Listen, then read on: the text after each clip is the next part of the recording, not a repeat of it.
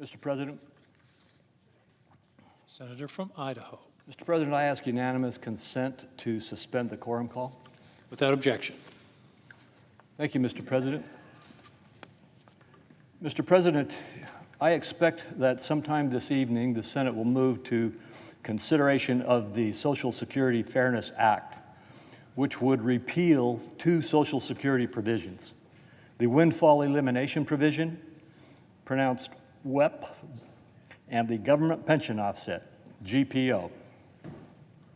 I agree with my colleagues that the WEP and GPO should be improvised to ensure that teachers, fighters, police officers, and others receive fair treatment under Social Security. However, I'm disappointed that the Finance Committee did not have the opportunity to examine ways to address the WEP and GPO and that would be fair to all Social Security beneficiaries and not hurt the Social Security's long-term solvency. In its current form, the Social Security Fairness Act would cost nearly $200 billion over the next 10 years and exhaust the balance of the Old Age and Survivors Insurance Trust Fund roughly 6 months earlier for all Social Security beneficiaries. The share of OASI benefits that could be paid when the trust fund is exhausted would be smaller under this bill than under current law, meaning all Social Security beneficiaries will see their Social Security benefits reduced earlier, and their benefits then will be even smaller than they would have been. I filed an amendment that would delay the implementation of the Social Security Fairness Act until changes are made that would offset the bill's negative impact on the Social Security's actuarial balance, as determined by the Social Security Board of Trustees. The amendment does not specify what the changes should be or how the changes should be determined. While I continue to have concerns with the approach taken in the Social Security Fairness Act, at the very least, this amendment needs to be adopted so that we do not have a negative impact on Social Security's solvency and impact the Social Security benefits of all Social Security recipients. I urge my colleagues to support this amendment when it comes up. That will be the Crapo Amendment number 3331. And Mr. President, I yield the floor.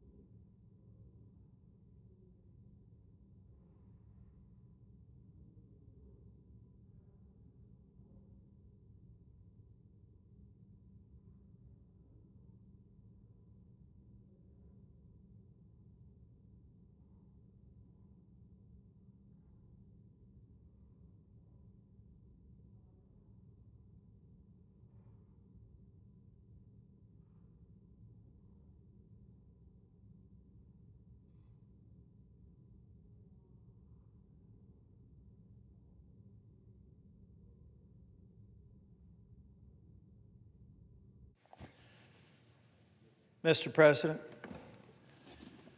Senator from North Carolina. Thank you, Mr. President. Mr. President, I just wanted to get up and explain why I'll be voting against the passage of the Social Security Fairness Act a little bit later today.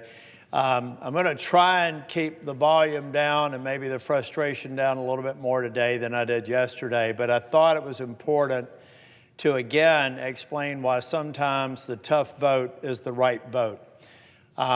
To kind of lay the groundwork, as I am from North Carolina, I'm up for re-election in November of 2026.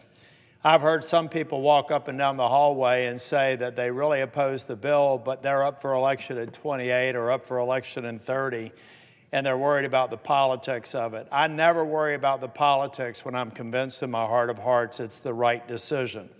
And let me explain why. The Social Security Fairness Act is trying to address what I think is an inequity and a problem.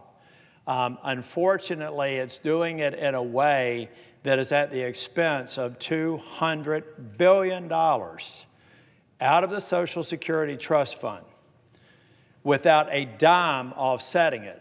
Now, some of my fiscal conservative colleagues have said, well, no, it's not really depleting it because it's the Social Security Trust Fund, so it's not adding to our debt.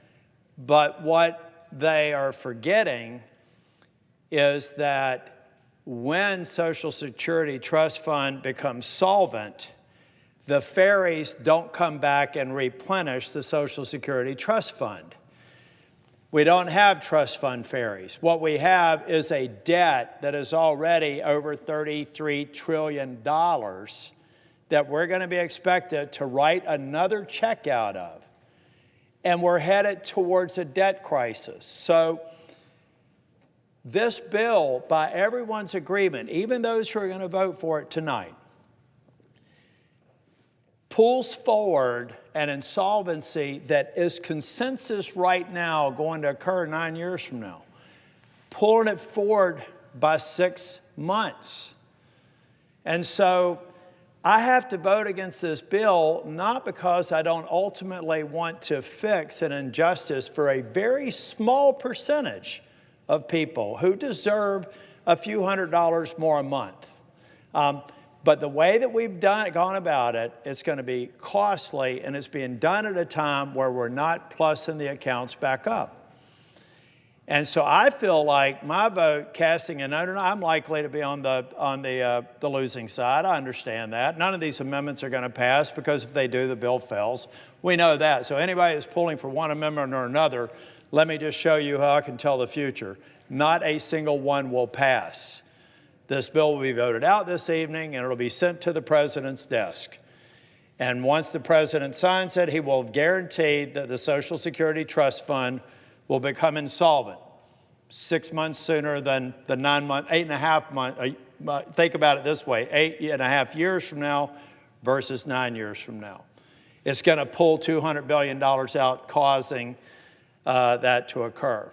It's actually going to provide some benefit that I don't believe the beneficiaries deserve, and it's really confusing that handful or that segment of the people who will get the benefit and casting them into a group that I think arguably maybe don't deserve the benefit. Anyone that should, we can take care of, but it's not $200 billion. But that's what happens when you don't have a single committee hearing on a bill. That's what happens when it comes from the House through something called a discharge petition. Bypassing all the processes comes to the Senate, and we never even have a hearing. We're going to have a vote later today for a $200 billion rating of the Social Security Trust Fund that is going to bring insolvency forward from 9 years to 8.5 years. And not a single vote or a single hearing has been held in a single committee on Capitol Hill. Now, folks, if you can't agree on the finances, if you can't agree on the fairness, can we all agree on the process? Something as weighty as this, we should have given it the justice it deserves and have a hearing on it. So for that reason, I'm going to vote against it. And then I'll be standing there reminding my colleagues I told you so when I'm also trying to help them fix the problem they're about to vote on to create. Thank you, Mr. President.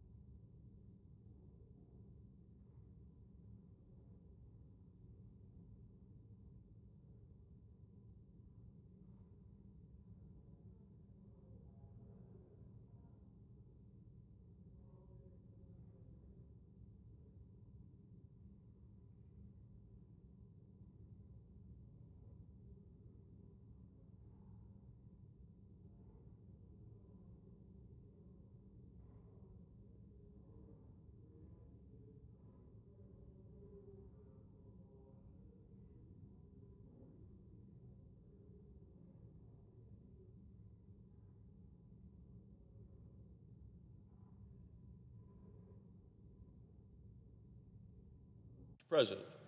Senator from Wyoming. Thank you, Mr. President. As if in legislative session, I ask unanimous consent that the Senate proceed to the en bloc consideration of the following bills. Calendar number 422, which is S 1348, and calendar 501, which is S 1890. Without objection, the Senate will proceed to the measures en bloc.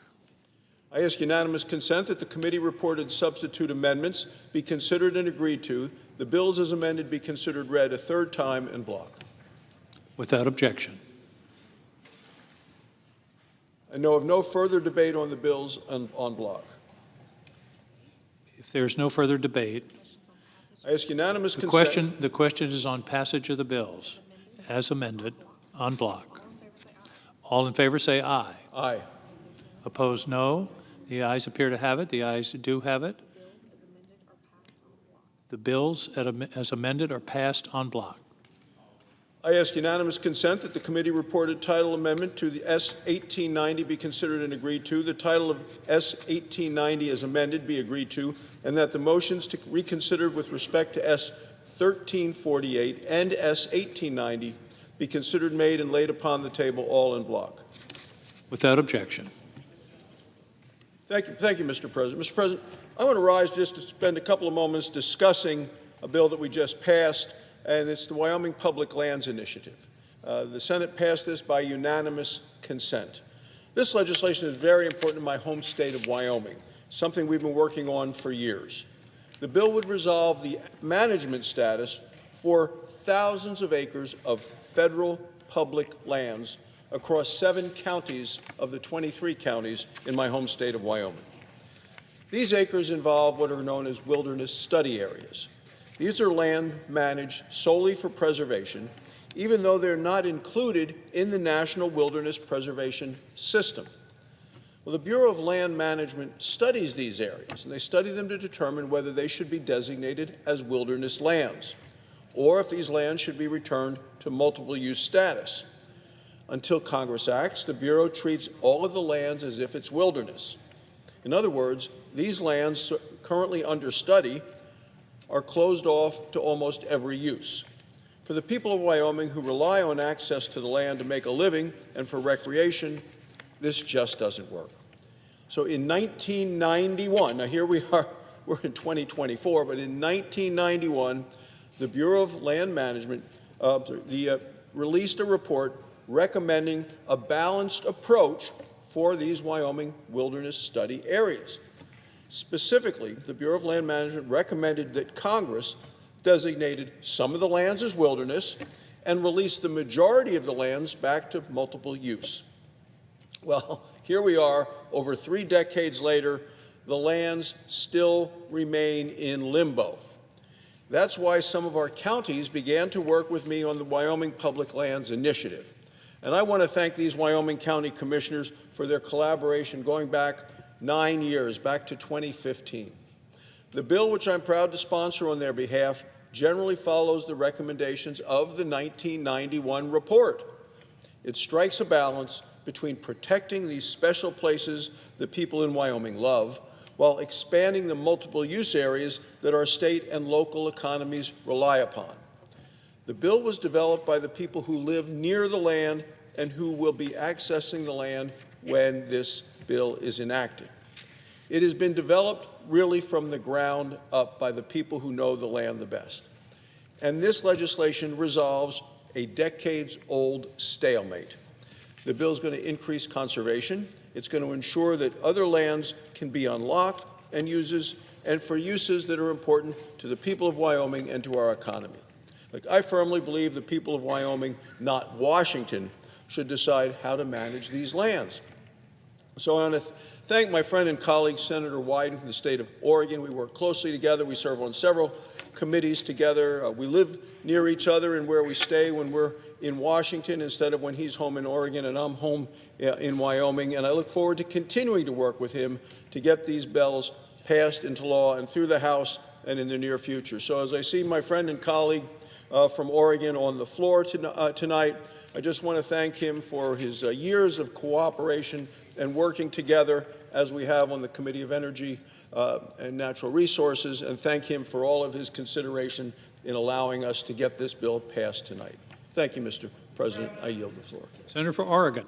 Mr. President, this is a truly historic moment for my home state of Oregon because the Owahis, which are really Oregon's version of the Grand Canyon, really should have secured protection years ago. But finally, as a result of the bipartisan support that my friend from Wyoming and I have working with the incoming chair of the committee, Mike Lee, and the current leadership, we have been able to pass these important pieces of legislation. And the timing for my home state is really just extraordinary because just yesterday, the congressman from rural Oregon, Congressman Vance of the 2nd District, we put out a joint statement about how next year we intend to work together and with our constituents to come up with legislation that our whole state, urban and rural, could come together on to protect the ranching way of life in Malheur County and also our incredible treasures. And Congressman Vance and I said we would work with our respective chambers' leadership to pass the bill into law.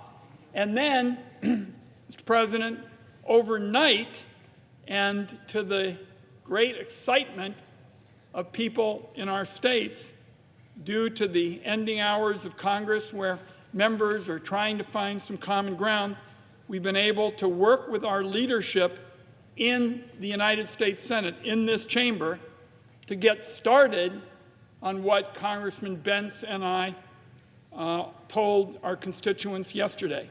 And this did not happen by osmosis. The incoming ranking Senator, Martin Heinrich, and the incoming chair, Mike Lee, said that my bill, which cleared the Energy and Natural Resources Committee, S. 1890, the Malheur Community Empowerment for the Oahe Act, that they would allow it to pass the United States Senate tonight as an indication of the goodwill that all parties have pledged for next year. And as the chairman of the committee has noted, in fact, all the chairs, past and present, since I was the chairman of the Energy and Natural Resources Committee at one point, understand that that's the key to really making some history in this extraordinarily important committee. And in our conversations with the incoming chairman, Mike Lee, he was particularly interested in the fact that Congressman Vance and I are going to be working together to get this bill in shape so that people across Oregon will support it. And when he indicated that that was a priority for him, I basically said, that's exactly what we have in mind as Oregonians, what I have in mind as Oregon's senior senator. And I'm very happy to state tonight publicly to the incoming chair of the committee, the senator from Utah, that I intend to work very closely with Congressman Vance to make this become law. Now, so everybody in Oregon understands, this bill does not become law tonight. But what it does is it sends a message from the United States Senate that when you get people of goodwill and willingness to find common ground, you can make real action happen. And the Oahe legislation that I worked for years with ranchers and hunters and fishing families and environmental folks has now passed the United States Senate. That's something that after decades of debate about the future of the Oahe, nobody thought it was going to happen anytime soon. In fact, yesterday people said, well, we'll have to wait and see what happens. Now the United States Senate has acted, and acted, as I say, to protect the ranching way of life in rural Oregon and our treasures. And I hope that tonight's action will give all parties interested in the protection of the treasures of Oahe and interest in the ranching way of life. It should give folks at home the chance to know that we are going to be in a position to, in 2025, with the leadership of the Senate and the House behind this effort, we're going to be in a position in 2025 to make this important legislation the law of the land, and the protection for the Oahes will be permanent and will be in the text of black letter law for all to see. Mr. President, I yield the floor.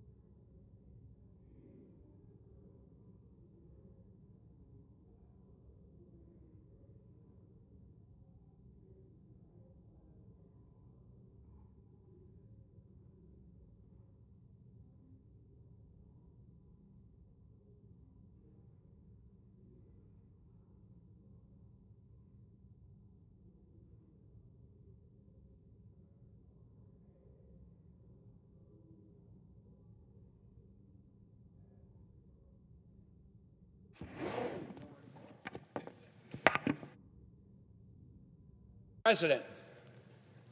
The senator from Virginia.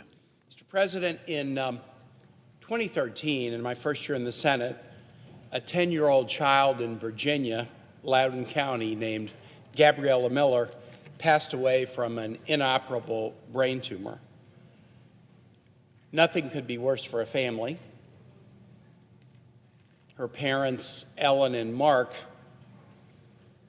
and her brother suffered greatly in this, but as many do, in an amazing way, in a mysterious way, in a time of suffering, they turned their tragedy into a cause. Shortly after I came to the Senate, Mark and Ellen Miller came to see me and talked to me about their daughter, Gabriella. And they asked me a question. Senator, what percentage of medical research in this country is devoted to pediatric conditions? I thought, well, pediatric, under age 18, maybe it's, 12% of the population, so I guessed 12%. They said less than 1%. Less than 1% of medical research funding in the NIH and other agencies was devoted to pediatric conditions. There was a kind of it's a conventional wisdom that, we don't put research into that, but if we can research adult conditions, we can kind of apply it to pediatric conditions, which everyone here knows that's not the case. Many pediatric conditions are very different than adult conditions. So I began to work with the Miller family on a bill to increase research at the NIH and other federal agencies for pediatric conditions, especially pediatric cancers of the kind that killed Gabriella Miller.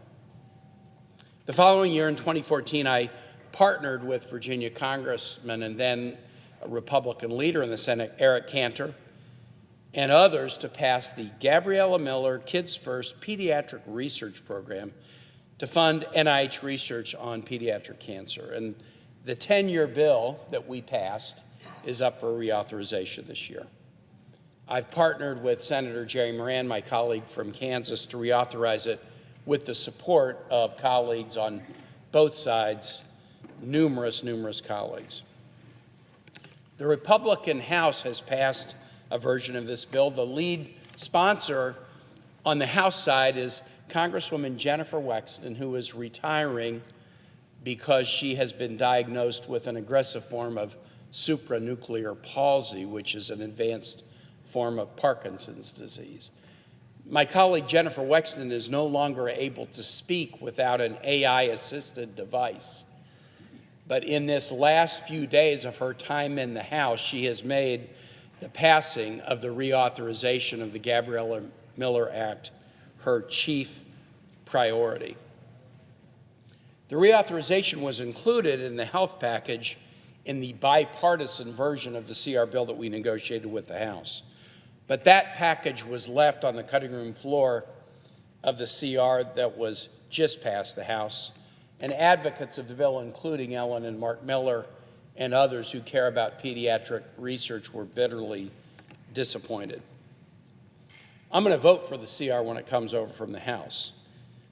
But if I'm going to have to explain to advocates that I share their disappointment for the fact that this 10-year program, which has now produced more than $125 million in research into pediatric cancer, is going to be left on the floor, I have to at least make an effort here on the floor to authorize this program going forward.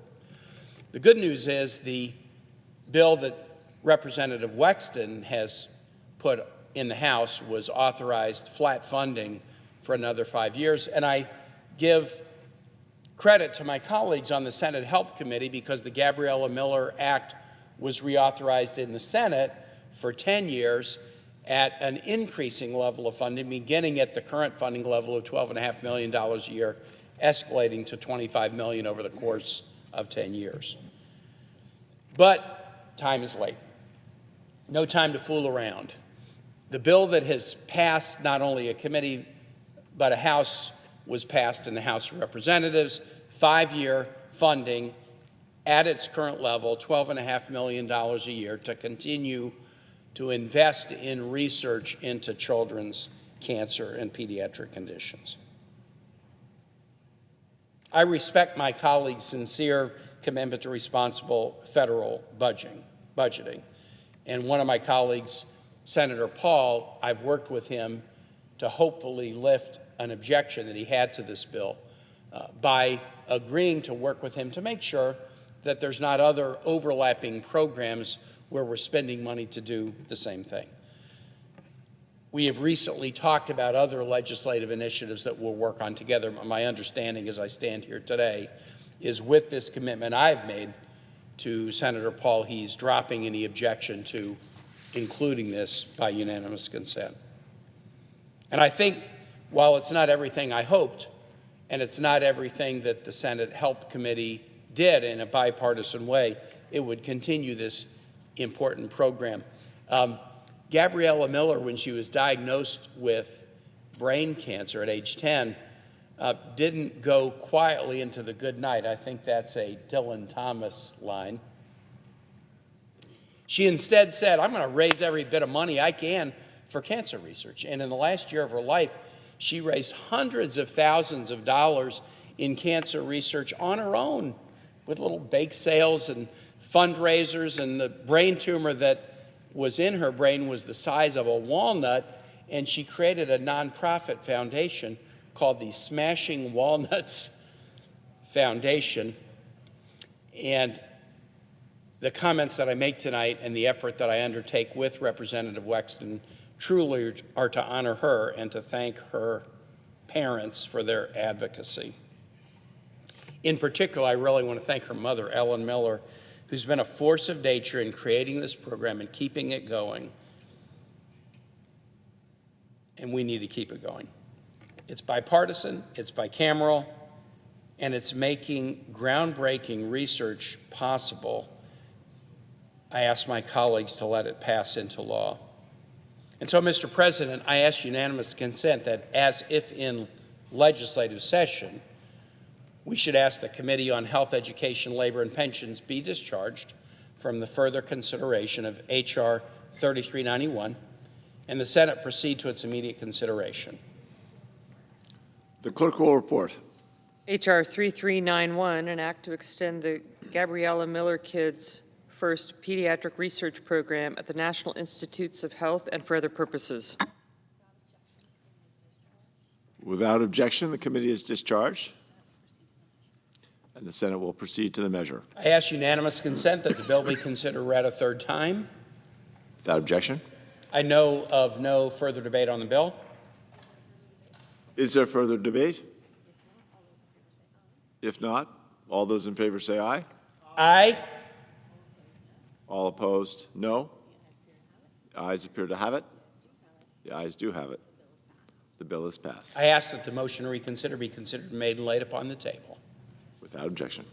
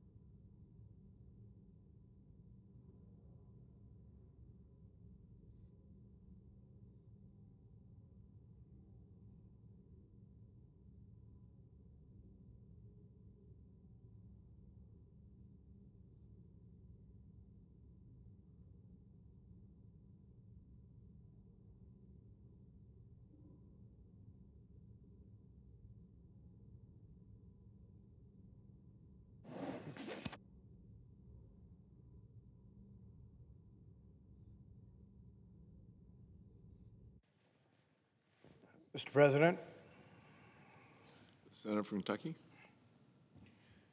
well, we've arrived. We're here at last. Another government shutdown averted. The government will remain open. I'm not sure if that's good news or bad news. People need to know, yes, the government will stay open and it will not be chaotic. Congress can adjourn, which is probably a good thing when Congress adjourns. But the thing about government staying open is we will pass something called a continued resolution. What does that mean? It means we're resolved to continue. Continue as we have for really decades. We will continue to spend money regardless of whether we have it or not. We will continue to spend money at a pace such that we will accumulate about $2 trillion in debt each year. The deficit will be about $2 trillion. Now, the spending is comprised of a lot of different areas. It's about $6.8 trillion in spending, and we bring in about $4.8 trillion in revenue. So it's about a $2 trillion mismatch. A lot of the spending is entitlements. Probably 2/3 of the spending is entitlements, but this body refuses to address entitlements. So as part of the continuing spending tonight, keeping government open, all of the entitlements will be taken off board, and there will be no reforms to entitlements, no reduction in spending in entitlements. They will continue growing somewhere between about 5% and 6% a year. Almost everybody on both sides of the aisle acknowledges that entitlements are the problem. Entitlements are driving the debt. What we vote on, people call a budget, or another word, they call it discretionary spending, is about $1.7 trillion or so, about $2 trillion. Of that $2 trillion, about half's military, half's not military. Well, the military has been taken off the table also, primarily by Republicans, but Democrats complicit as well. No military spending will be addressed, no waste in the military will be addressed, and the Pentagon will not be audited. They've said for decades the Pentagon needs to be audited, and the Pentagon says we're too big to be audited. Leave us alone, we are too big. Occasionally we'll find some things, $500 toilet seats or $800 hammers, things like that. But overall, we have no idea where the money's going, and neither do they. They sometimes talk about hundreds of billions of dollars really literally missing, that they have no idea. But it's taken off the table because the powers that be say military is sacrosanct, cannot be looked at, and must have increased spending. So all the entitlements are going up. That's 2/3 of $6.8 trillion. The remaining $2 trillion is half military. It's going up, and nobody's looking at it either. So we have discretionary. Non-military discretionary spending is part of the budget also. And we couldn't come to an agreement, but other than we're going to be resolved to continue spending at about the pace we are. It'll be short term, and that would be bad enough because the spending will accumulate and is accumulating about a $2 trillion deficit. But that's not enough. This has been a horrendous week for fiscal conservatives because we are not going to just continue as we have been doing, continue loading on the debt. We are also adding to it in a dramatic fashion. This week, there'll be $330 billion added onto the spending. $200 billion of it will be for Social Security. And you say, well, we should want to help people. Why wouldn't we give people or senior citizens more money? Well, if we give new people more money, we have to take it from somewhere. We're going to have to either borrow it or we're going to have to print it. But it has to come from somewhere. Money doesn't grow on trees. So $200 billion increase in spending for Social Security. Where's the money going to come from? Now, I will offer an amendment that would pay for it. My amendment would be to raise the age gradually of Social Security, 3 months a year for about 12 years, and that would pay for the expansion of benefits. I think that's the only responsible way to do this. You want more benefits for people? You can't just, push the bankruptcy of Social Security and say, well, yeah, it'll go bankrupt in about 9 years, but maybe I won't be here, or maybe I won't be alive, and maybe it'll still exist for people. But shouldn't we care about what's going to happen to the future of Social Security? Shouldn't we care about how this is going to be paid for? But it'll be interesting to see how the vote is. I suspect I won't win, but we're going to have a vote on gradually raising the age. But here's the rub of how difficult it is and how far behind the 8 ball we've become. I proposed this solution 12 years ago, 13 years ago. When I did, it fixed 2/3 of the shortfall. If you raise the age gradually from 67 to 70, about 2 or 3 months a year, it wiped out most of the shortfall and fixed the problem 13 years ago. If you do it now, it only gives us 1 more year of solvency before bankruptcy comes. So we've taken a problem that was eminently fixable a decade ago, and at this point, if we were to do, and my amendment were to pass, it would pay for the expansion, but still the system is going bankrupt because we just keep adding stuff to it. Most people don't realize this, but Social Security actually will give you money no matter what your income is if you have teenage children and one of the parents is over 65. Now, somebody thought up this program and said, wow, this would be good. We should help out elderly parents that are taking care of teenagers. You can be a billionaire and file. I know people who are wealthy, whose kids drive Porsches, who are getting $1,500 a month for each of their kids because the dad is 65. Why would we do a program that's not based on income at all? Why would we let anybody join in that? Is that why Social Security is going bankrupt? No, that's just an element, though, of where the money's going. But everything that happens in the city is based on compassion. I feel for people and I want to help people. But nobody does anything based on math. Nobody really looks at this and says, well, shouldn't we do something to make sure it's paid for? What about next decade? What's going to happen to Social Security? Not a care. They just expand it and it's feel good.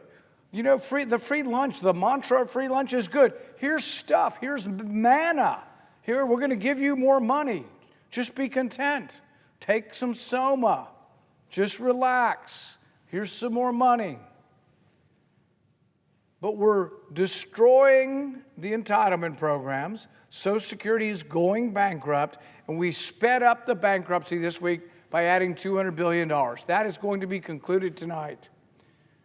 That's $200 billion in brand new spending to a system that was already $2 trillion short. Now, we also gave $30 billion to farmers. That's going to be in the package tonight, too. Now, why do the farmers say they need money? Many farmers are actually pretty well off and doing pretty well, actually. But they say that the tariffs during the first Trump administration hurt them so badly that they're still having reduced exports and they need more money. So we're still paying them for the tariff wars that were begun 4 years ago, and still half the people in the country are jumping up and down saying they want more tariffs. But what are we going to do, pay off everybody that doesn't benefit from the tariffs? Think about it. If you put tariffs on a steel mill and you say, well, we're not going to let the Chinese sell any steel over here, you have this bright, shiny steel mill and all the 1,000 workers stand in front and they love you because you're going to help them with their jobs and they're going to be more secure. But for every person making steel, there's 80 workers working somewhere buying steel. So what you do is you just ignore the other half of the equation. Why? Because it's easy to see the shiny steel factory. It's easy to see those workers. The 80 workers that are working for other industries, car industry, building warehouses, anybody that uses steel, fences, all these people buying stuff are scattered through small industries and you don't see them.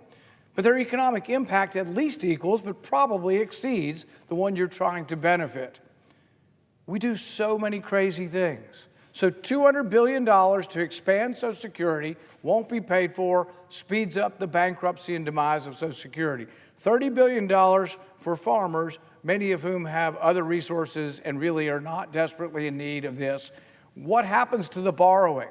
$230 billion. Well, that's not over. We also are adding $100 billion for disaster. And you say to yourself, well, you know, we got to help people in need. They've had storms, they've had flooding. We got to help them. Well, shouldn't we try to root out the waste and fraud in those systems, the people who are stealing money for these things?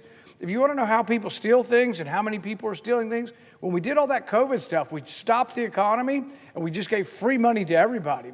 We actually had foreign scoundrels, foreign fraudsters come in and take tens of millions of dollars. But we also had U.S. citizens, buying Lamborghinis and Bugattis and all kinds of fancy cars on their government. We had people signing up for the program. One of them used an ID that had a picture of Barbie on it and got money. Many of them said, I have 500 workers, and they didn't have any workers. They didn't have a business. So just fraud was rampant throughout it. This happens also in the disaster relief programs as well. People claim things they lost in disasters that didn't exist. But let's put that aside, the waste and fraud in the program, and say, we got to help people. We got to do something about disasters. Well, maybe there ought to be a decision-making process where we say, what's more important, Ukraine or Asheville, North Carolina? Do we have enough money to do both? Well, we do if we borrow it, but when we borrow it, we add to the debt, the Fed buys the debt, and you create inflation. It's no mystery why your goods cost more. During the last 4 years, groceries, meat, poultry, gasoline, rent, everything's gone up on average at least 20%. Now, did it become more precious? Did we all of a sudden lose a supply of things? No, the dollar became weaker. The dollar became diluted because we had to buy all this debt.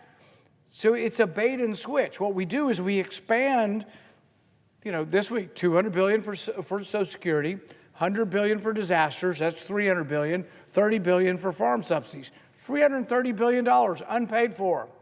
But the people here gathered, the vast majority of them that will vote for this will go home, pat themselves on the back and say, I brought you stuff. Isn't that what you want me to do, bring you free stuff? Well, it's not free. It has ramifications. They're destroying the dollar. They're destroying the country. And yet it goes on.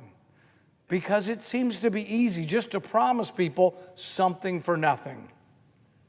So I have a couple of different solutions. To pay for the Social Security, let's gradually raise the age. 3 months each year.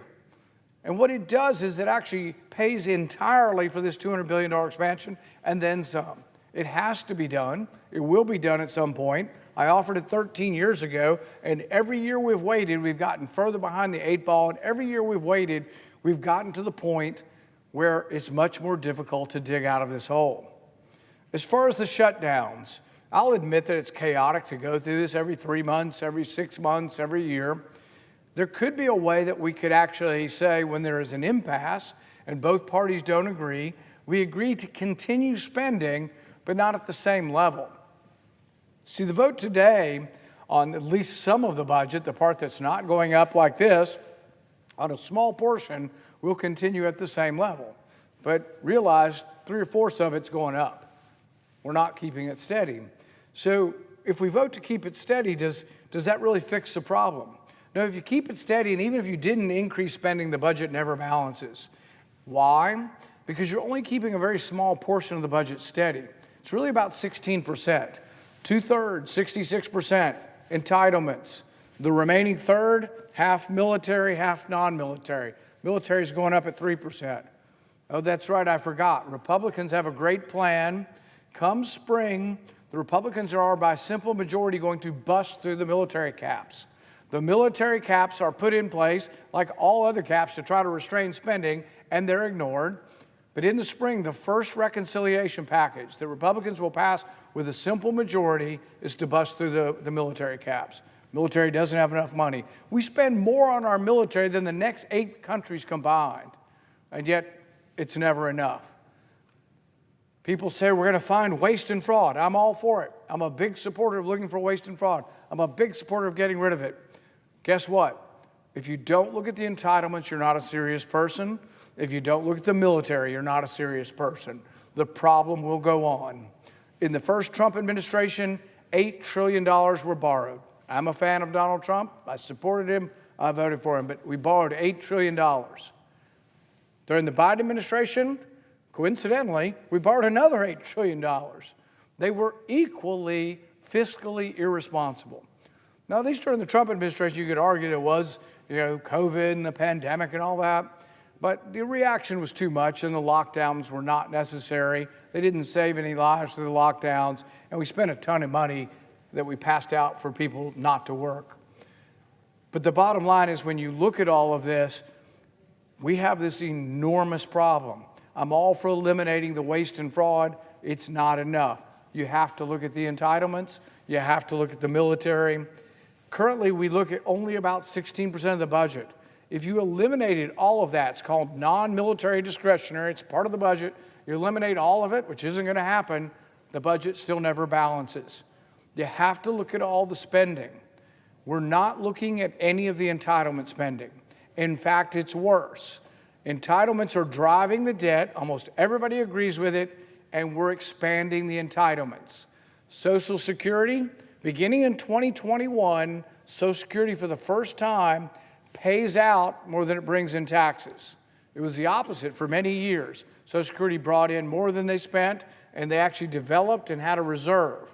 For the last 3 years, Social Security has been paying out more than comes in.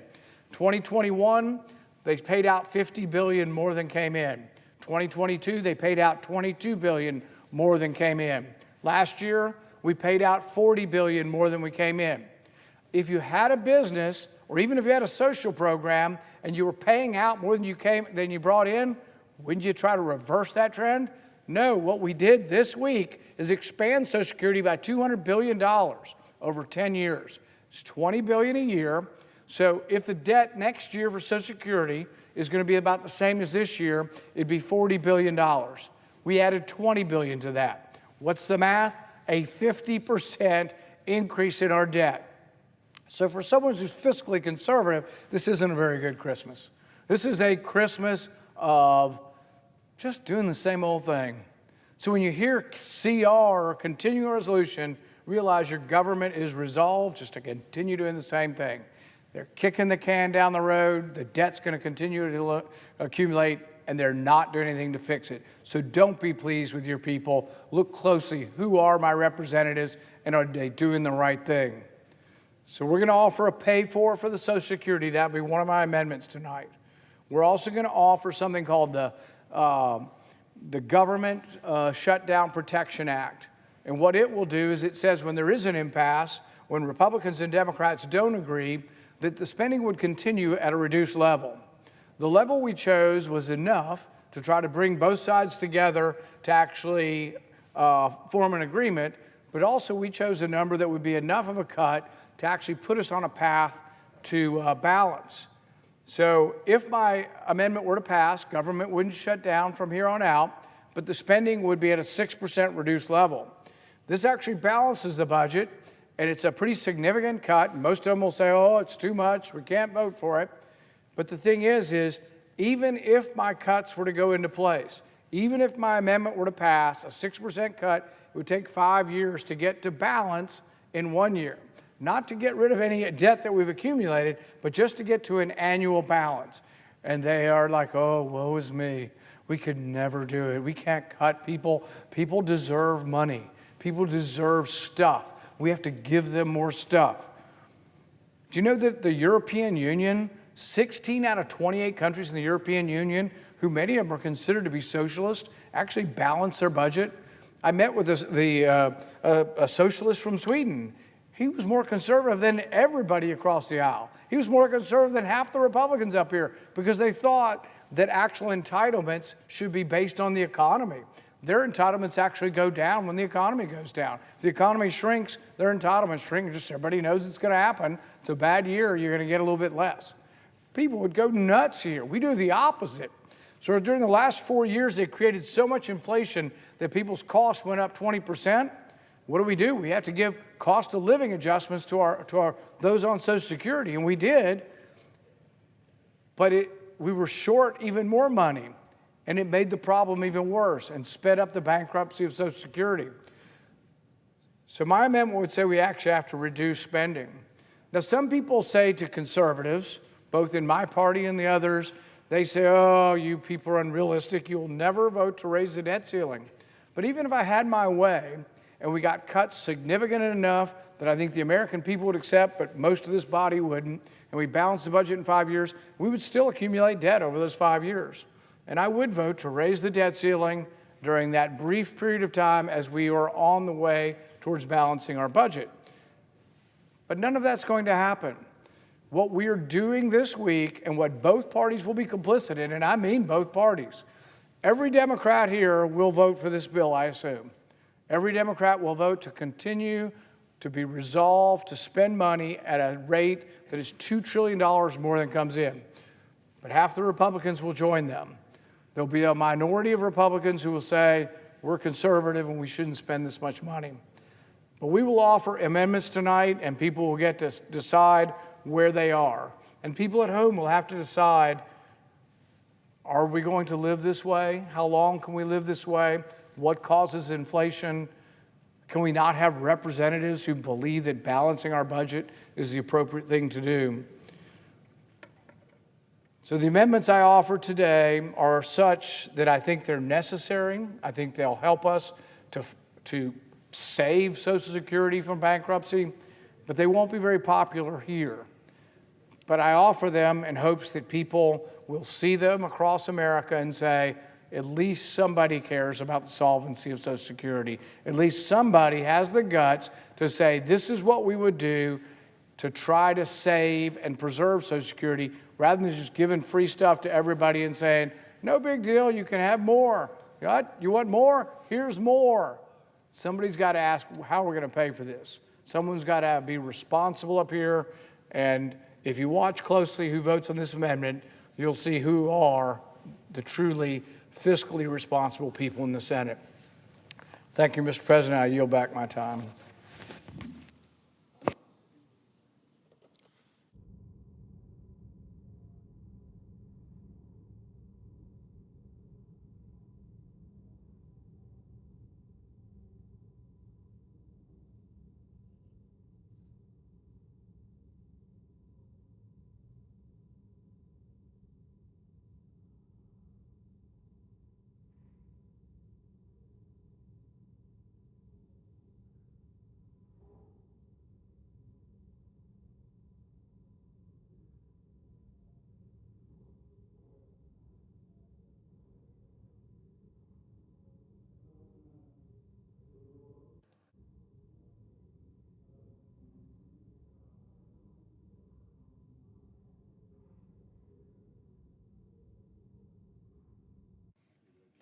Mr. President.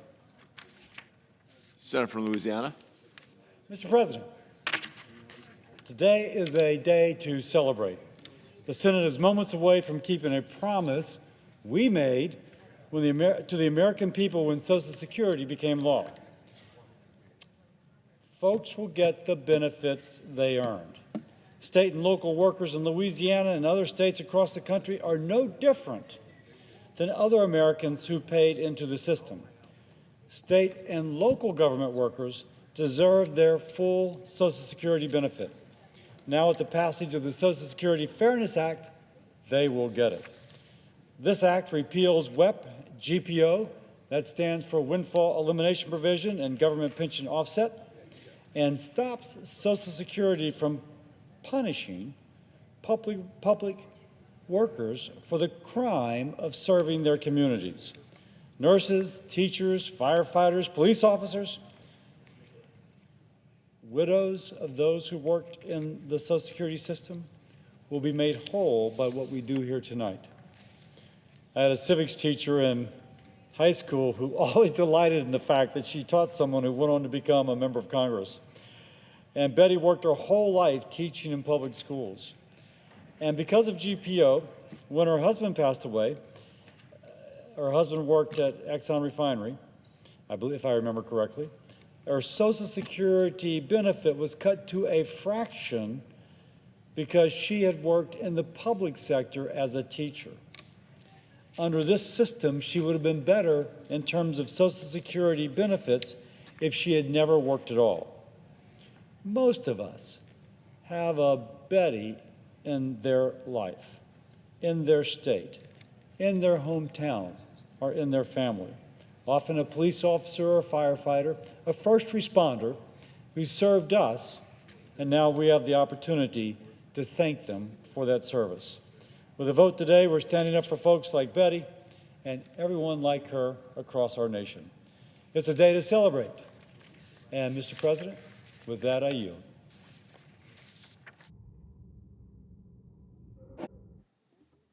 Senator from Mississippi. Mr. President, I rise tonight to make a simple but important point on behalf of the brave, freedom-loving citizens of the Republic of Georgia. It's time for the United States to stand alongside the brave nation of Georgia, the citizens of which went to the polls recently and voted to elect their own leadership. It's time to impose heavy sanctions on the individuals and institutions now trying to thwart the democratic will of the people of the Republic of Georgia. And now is the time to act. This is the 20th of December, 2024. We don't need to act in mid-January. We need to act now while the people of Georgia are taking to the freezing streets in towns like Tbilisi and elsewhere to exercise their right to protest. Now, here's what's happened, and it's such a familiar story, Mr. President. The Georgian people recently went to the polls, as really is the right of all mankind according to our Declaration of Independence. And the Georgian people rejected the Georgian Dream Party, which is really more and more becoming an arm of Vladimir Putin's Russian dictatorship. The Georgian people, when they voted, rejected Bidzina Ivanishvili, the pro-Russian oligarch behind the party. This is similar to what other free voters have done in other countries around in that area. Decade or so ago in the Republic of Ukraine, in the recent Romanian elections. It's happening also in Moldova. The people there do not wish to be under the thumb of a reincarnation of the Soviet Union under Vladimir Putin's dictatorship. And so they voted against the Georgian Dream Party, but the Georgian Dream Party, in charge of the election machinery, has tried to rig the election. And so the people of Georgia have risen up in response. And the Georgian Dream government, an arm of the Putin Russian government, has responded in tyrannical fashion. The Georgian Dream Party has worked to overthrow the will of the voters and has marshaled the power of the police to crack down violently on peaceful protests. In a number of days, Mr. President, the Georgian Dream Party could actually forcibly remove the democratically elected president of Georgia from power. Now, the Biden administration has taken baby steps, long overdue, and I wish they would be more forceful. Our American administration has now publicly sanctioned 2 individuals. The State and Treasury departments have sanctioned a senior ministry official and the Georgia Minister of Internal Affairs. Now, what do the sanctions involve? They involve blocking the offending officials of the Georgia Dream Party from transaction in American banks. We can do that. They've frozen any assets these Russian puppets have owned in the United States and revoked any visas they have for our country. And I applaud the administration for these steps, but they could do so much more. Of course, in response, the Georgia Dream Prime Minister, Kobakidze, announced that he would decorate these 2 sanctioned Russian puppets and give them state honors in their roles for quashing the protests. This is what's going on around the world. This is how tyrants act. Georgia Dream has thumbed its nose, of course, at our somewhat half-hearted measures. And so it's time, I would say, for the United States to demonstrate more decisive and timely resolve. Half measures are the wrong message at this point. So I call on the Biden administration to sanction the leaders of Georgia Dream, including Bidzina Ivanishvili, Kaska Kadzladze, and Prime Minister Kobakidze. The Republic of Georgia is the home of freedom-loving people. They were once under the thumb of Moscow, and they do not wish to go back. Vladimir Putin would like to have Georgia back in its orbit, just like they would like to have Moldova back in their orbit, just like they even wish to have Romania and certainly Ukraine. And Vladimir Putin is willing to rig elections to have his agents brutally repress the peaceful protests that are going on. I admire these Georgian freedom fighters. They strongly oppose Putin's interference, and Mr. President, we ought to stand with them. I call on the State Department and the Biden administration in the last month of office to stand tall with the freedom-loving Georgian people. We must continue our legacy of cooperation and shared democratic values with the Republic of Georgia. And I yield the floor.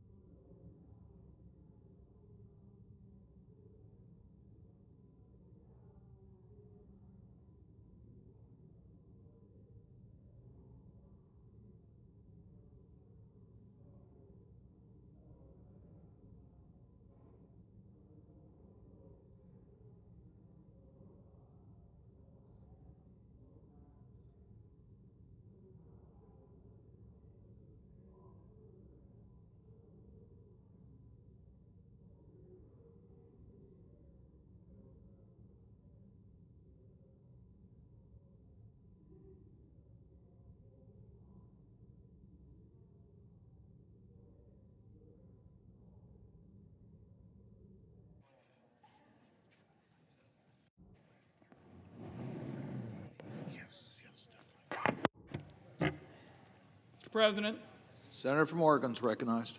Mr. President, as chairman of the Senate Finance Committee, I want to spend a minute saying a special commendation to Senators Brown and Casey, two exceptionally valuable members of the Senate Finance Committee who are going to be departing the Senate at the end of the year. Nobody in the Senate understands the importance of Social Security for seniors and Americans with disabilities better than Senators Brown and Casey. They have been leading the fight for years to protect and strengthen Social Security for current and future generations of Americans, and they have done it for their entire careers.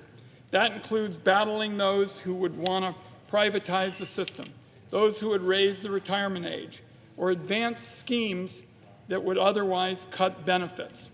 And it strikes me as particularly fitting that one of the final votes this body takes, and the first time the Senate votes to increase benefits in decades, will be a vote to ensure everyday Americans receive their earned benefits. I was director of the Oregon Gray Panthers for almost 7 years before coming into public life, and I long ago decided that protecting America's earned benefits has been a lodestar, and Senators Casey and Brown have followed that through their public service. This vote is also a chance for the American people to see clearly who is fighting for middle-class families, because what the Senate is doing is preventing across-the-board cuts to Social Security benefits for public servants like firefighters and nurses and bus drivers and police officers and teachers. These are all individuals who work in crucial professions paying into Social Security out of every paycheck. They went into their line of work not to strike it rich, but to answer the call to serve their communities. As chairman of the Senate Finance Committee, I would urge all members of the Senate, Republicans and Democrats, to stand with Senators Brown and Casey and all our colleagues who've been working to pass this legislation. It is long overdue, and I yield the floor. We put $1.5 trillion in it over 5 years.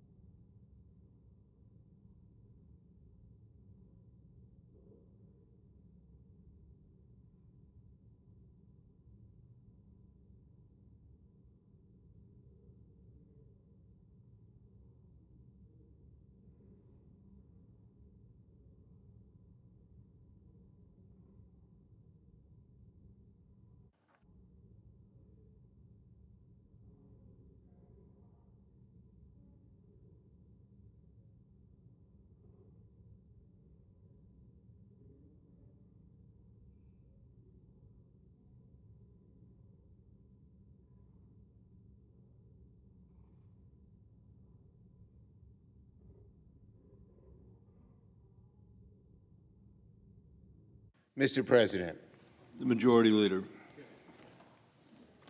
I ask unanimous consent that the Senate resume legislative session, and the only remaining amendments in order to H.R. 82 be the following: Paul, 3346, Paul, 3352, Cruz, 3360, and Crapo, 3331. That there be 60 affirmative vote threshold for the adoption of the amendments, that upon disposition of the Crapo amendment, Senator Lee be recognized to make a budget point of order, that upon disposition of the point of order, the pending amendments and motion be withdrawn, H.R. 82 be considered read a third time, and the Senate vote on passage of the bill, with 60 affirmative votes required for passage. Following that, the disposition, following following the disposition of H.R. 82, the Senate proceed to the consideration of H.R. 10545, that there be up to 30 minutes of debate on the bill, equally divided. Let's see, 30 minutes on the equally divided, and that upon the use or yielding back of the time, the Senate vote on passage of the bill, with 60 affirmative votes required for passage and with no amendments or motions in order in the bill. Further, that following the disposition of H.R. 10545, the Senate resume executive session to consider the following nominations on block, calendars 851, 853, 854, 857. That the Senate vote on the nominations on block without intervening action or debate, that the motions to reconsider be considered made and laid upon the table, and that the President be immediately notified of the Senate's action. Following that, there be up to 2 minutes debate, equally divided prior to each vote, with all further intervening action, without further intervening action or debate. Is there objection? Without objection. I yield absence of a quorum. I yield the floor. Note the absence of a quorum.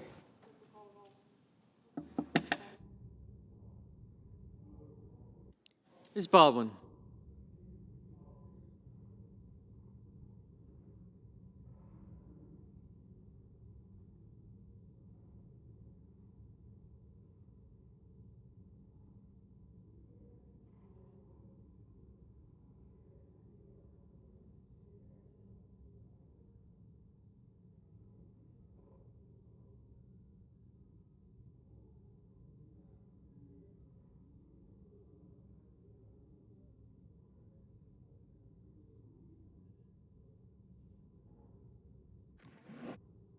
President, The Majority Leader. I have very good news for my colleagues and for the country. I ask unanimous consent. Objection. I have very good news for my colleagues and for the country. Democrats and Republicans have just reached an agreement that will allow us to pass the CR tonight before the midnight deadline. I yield the floor. And note the absence of a quorum. The clerk will call the roll. Ms. Baldwin. These guys are...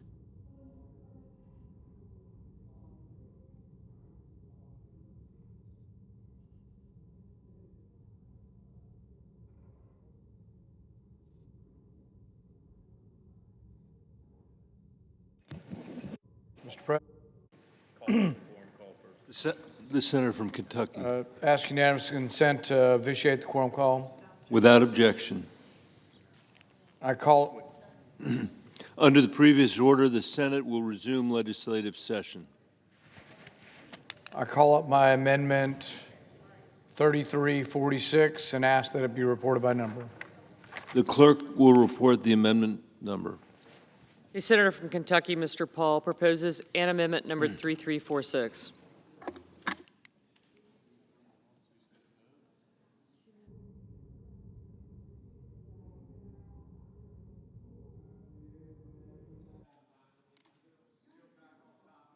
Without objection.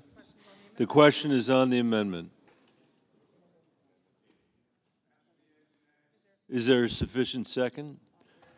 There appears to be. The clerk will call the roll. Ms. Baldwin, Mr. Barrasso, Mr. Bennett.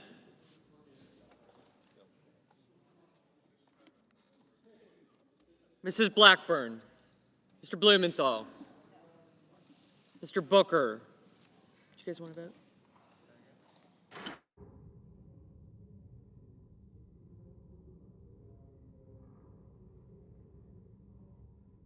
Mr. Bozeman, Mr. Braun, Mrs. Britt, Mr. Brown, Mr. Budd, Ms. Cantwell, Mrs. Capito, Mr. Cardin, Mr. Carper, Mr. Casey, Mr. Cassidy, Ms. Collins,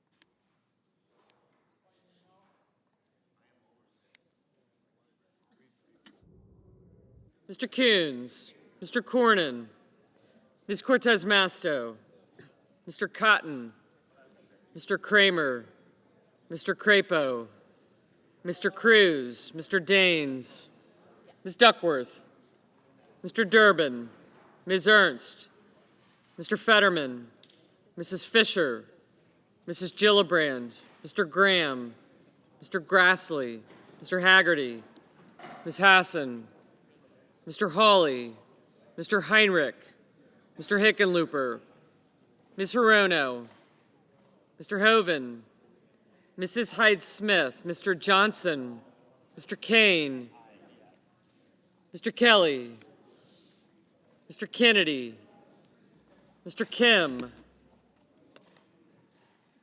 Mr. King, Ms. Klobuchar, Mr. Langford, Mr. Lee, Mr. Lujan, Ms. Lummis, Mr. Manchin, Mr. Markey, Mr. Marshall, Mr. McConnell, Mr. Merkley, Mr. Moran,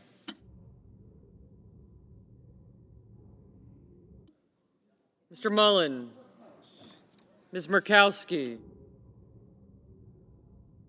Mr. Murphy, Mrs. Murray, Mr. Ossoff, Mr. Padilla, Mr. Paul, Mr. Peters, Mr. Reed,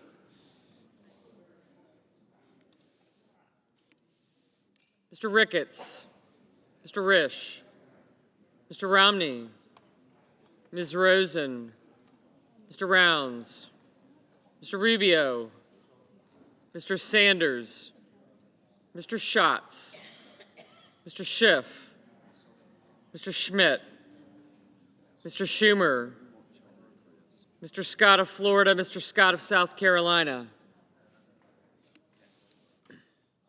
Mrs. Shaheen, Ms. Sinema,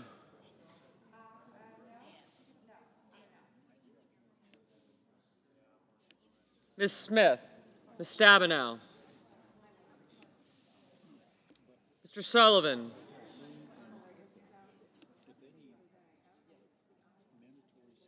Mr. Tester, Mr. Thune, Mr. Tillis, Mr. Tuberville, Mr. Van Hollen, Mr. Vance, Mr. Warner,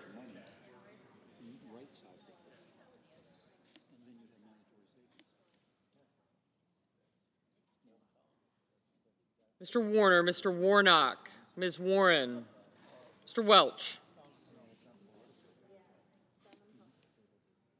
Mr. Whitehouse, Mr. Wicker, Mr. Wyden, Mr. Young,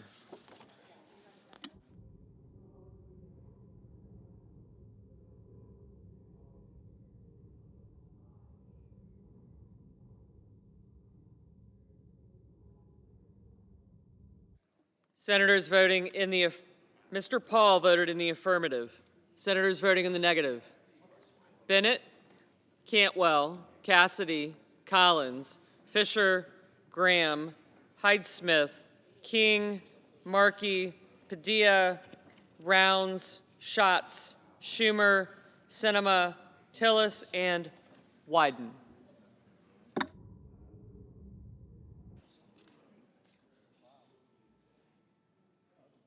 Mr. Tuberville, no. Mr. Risch, no. Mr. Crapo? No. Mr. Lankford? No.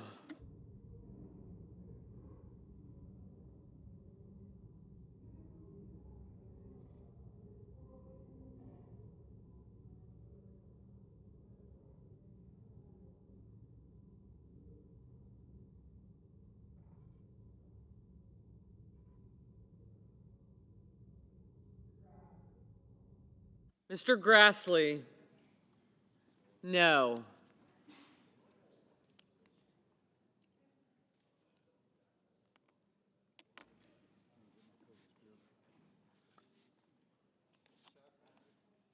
Mr. Heinrich?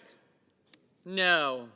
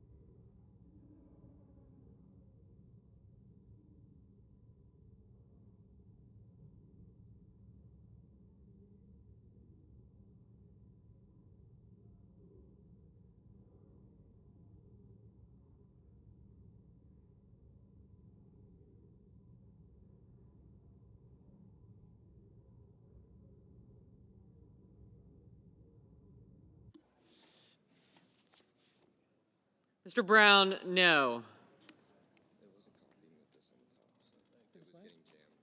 No.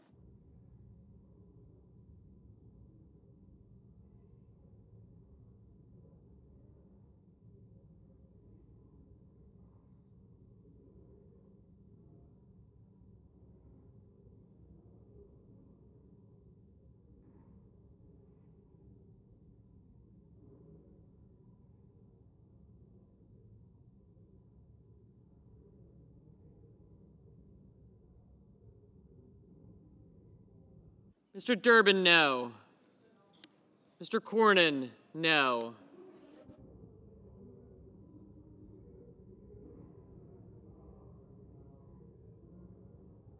Mr. Marshall? No. Mr. Booker? No.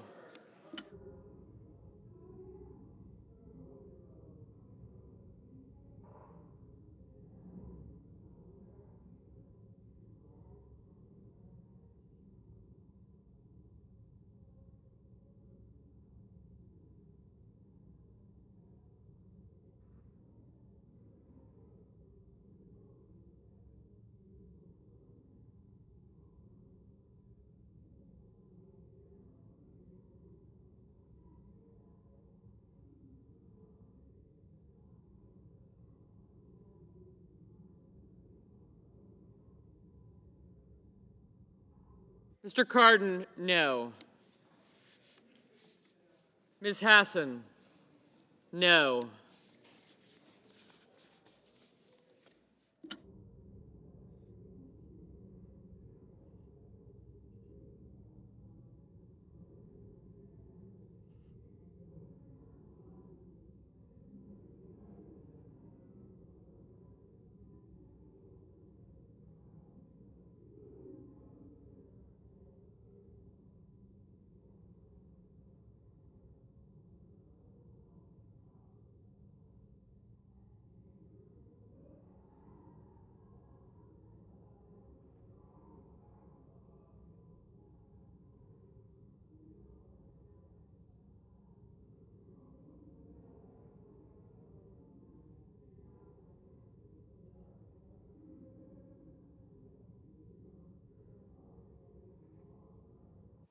Mr. Thune? No.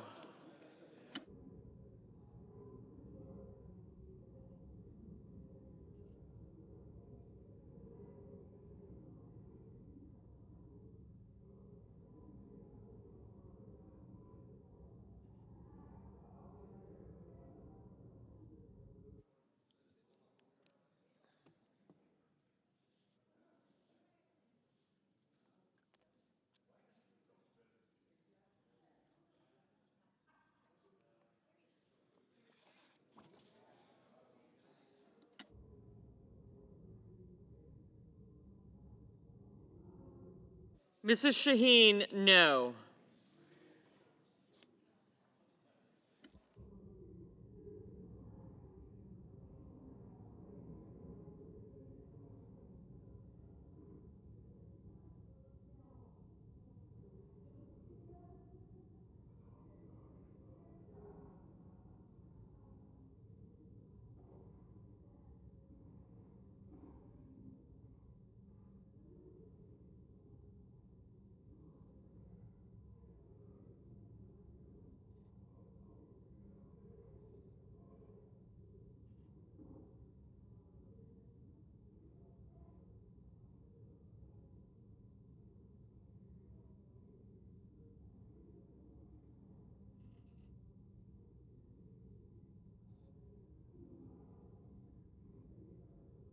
Mr. Casey, no. Okay, thanks. Did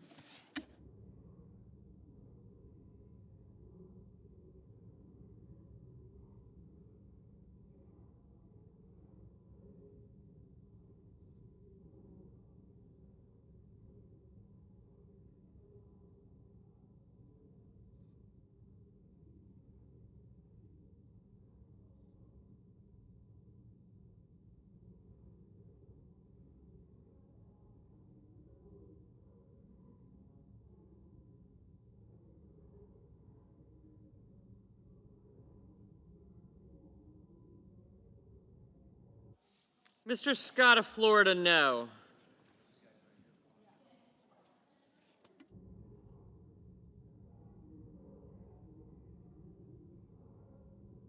Mr. Reed, no.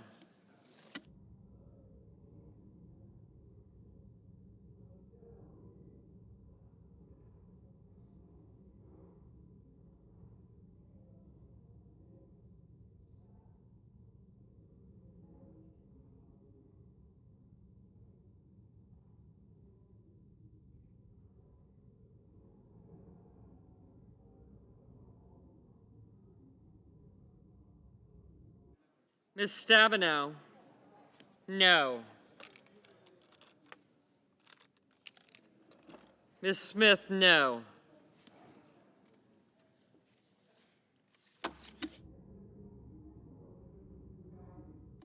Mr. Mullen, no. Not with me.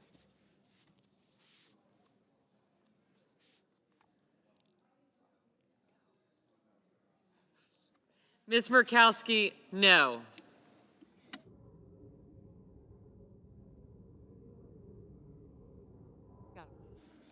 Mrs. Capito, no.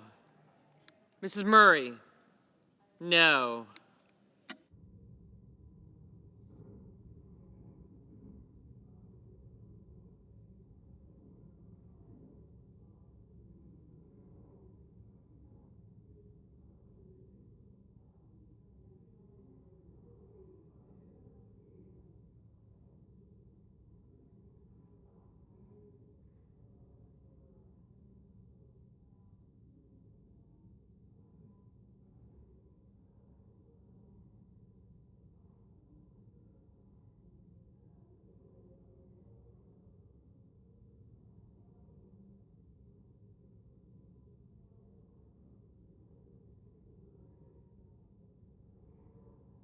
Mr. Lujan, no.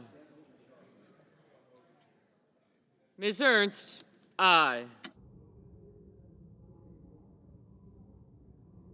Mrs. Blackburn, aye.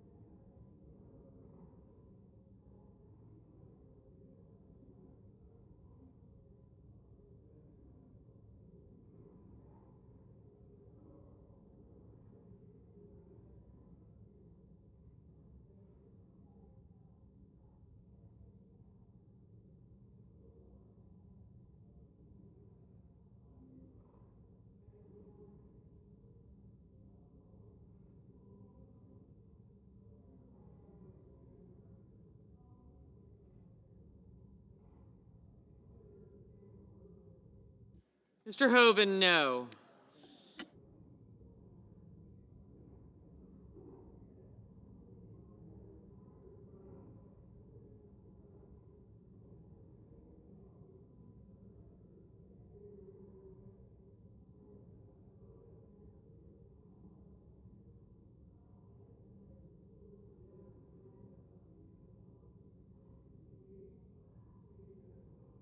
Mrs. Britt, no. Mr. Cotton, no. Mr. Ricketts, no.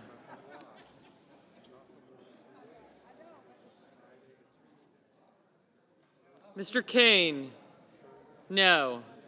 Mr. Tester, no.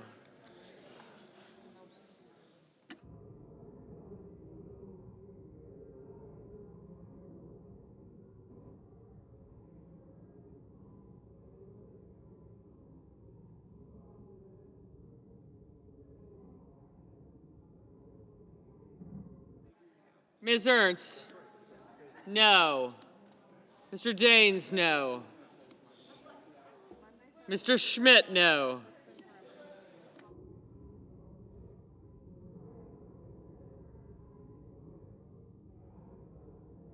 Mr. Johnson, no.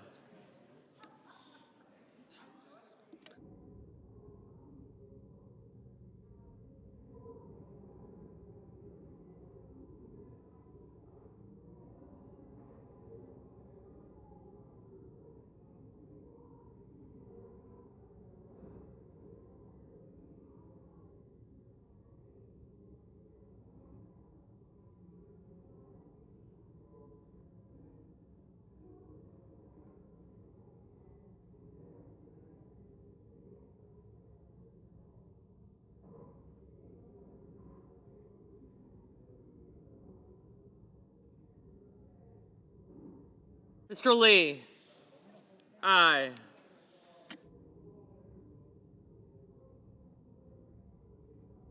Mr. Bozeman, no.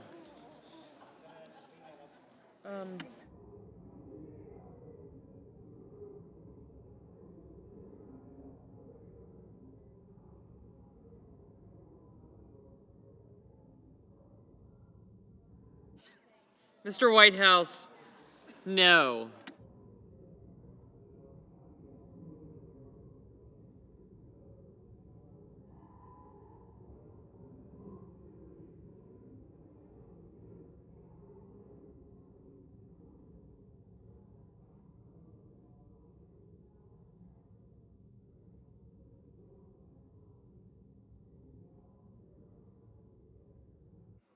Mr. Wicker, no. Mrs. Blackburn, no.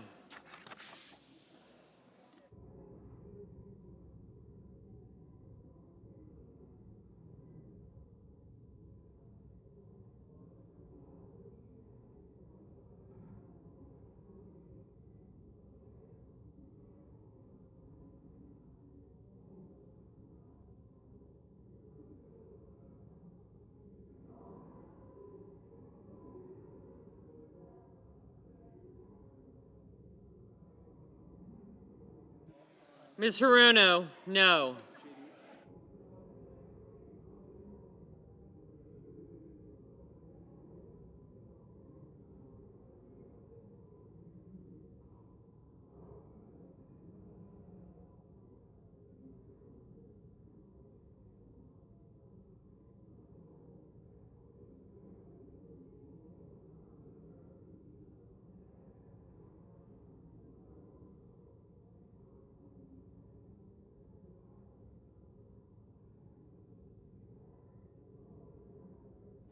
Mr. Peters, no.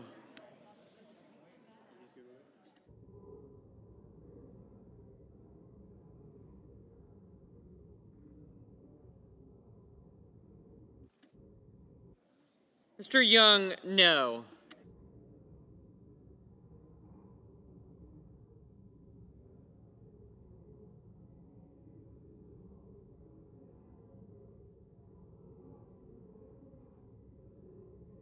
Mr. Merkley, no.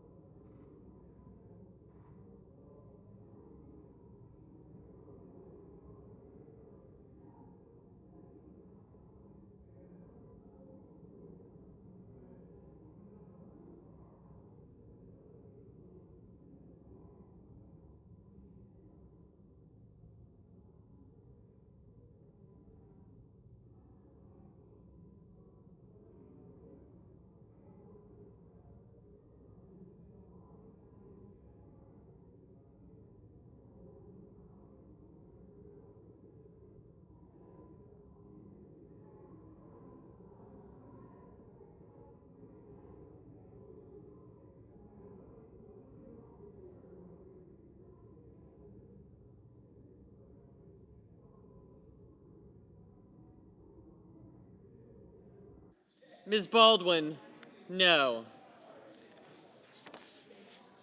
Mr. Romney, no. Mr. Ossoff, no. Mr. Warnock, no.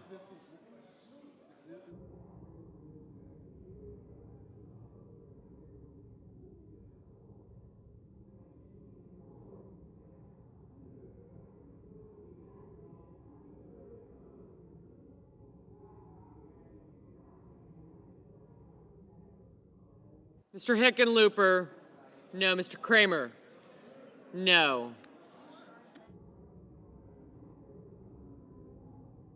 Ms. Lummis, aye.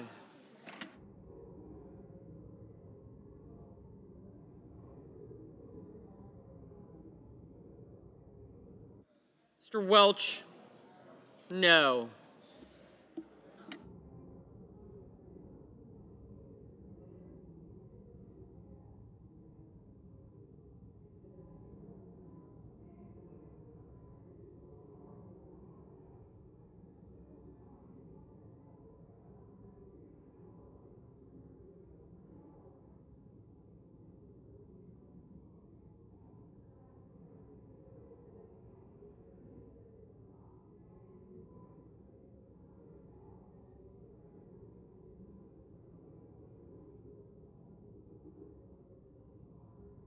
Mr. Fetterman, no.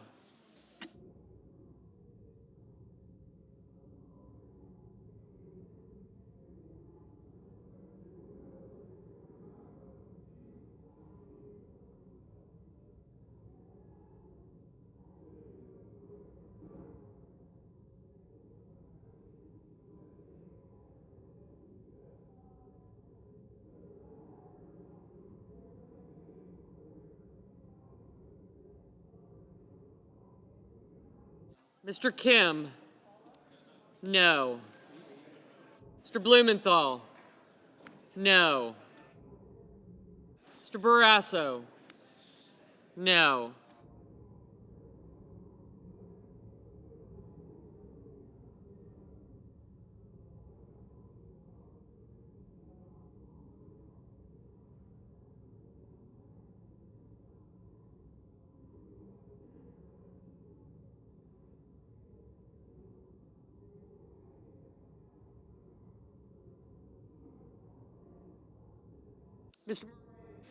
Mr. Moran, no.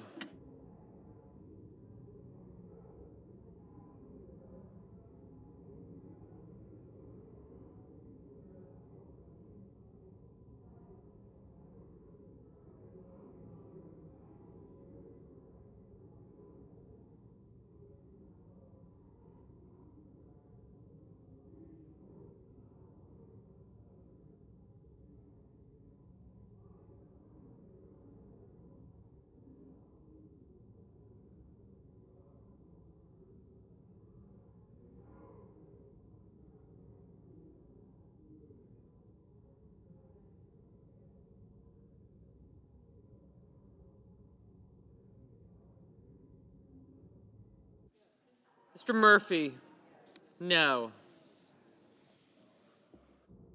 Ms. Warren, no.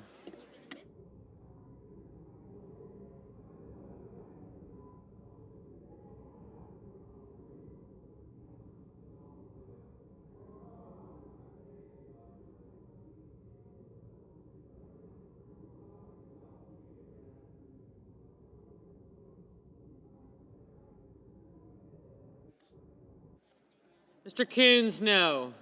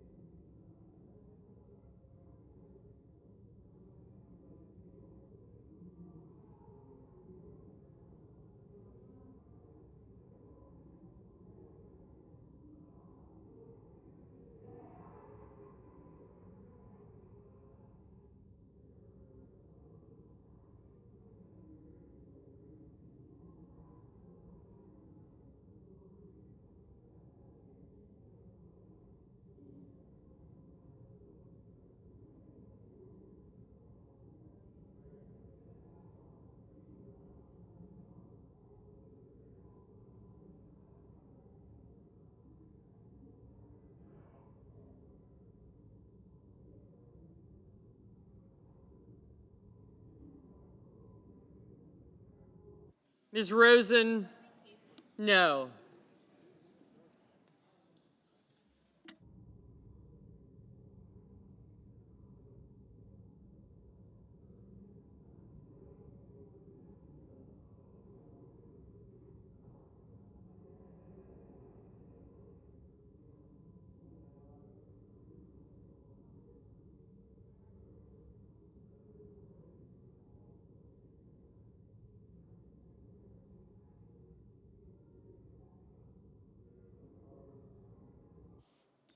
Mr. Braun, no.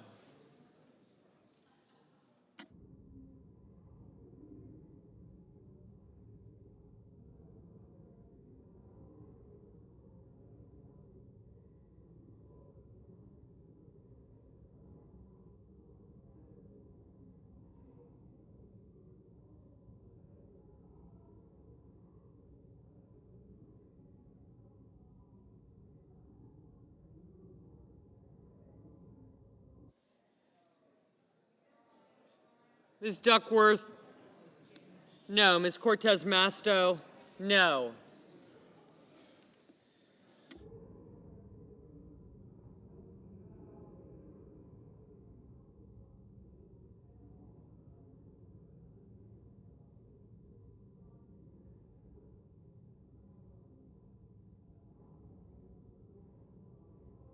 Mr. Kennedy, no.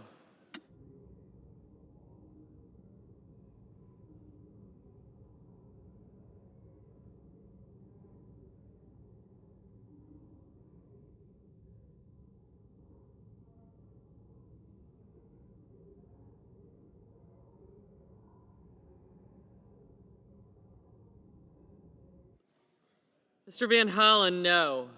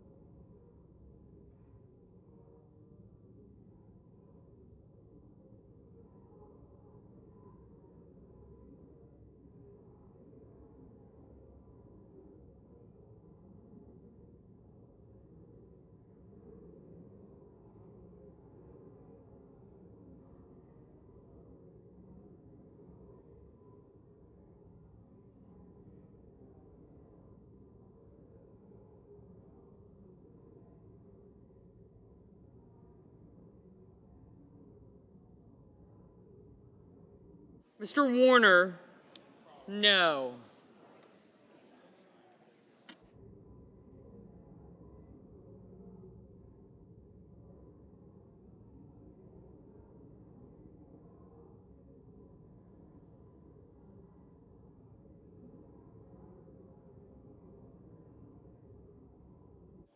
Mr. Scott of South Carolina, no. Mr. Kelly, No.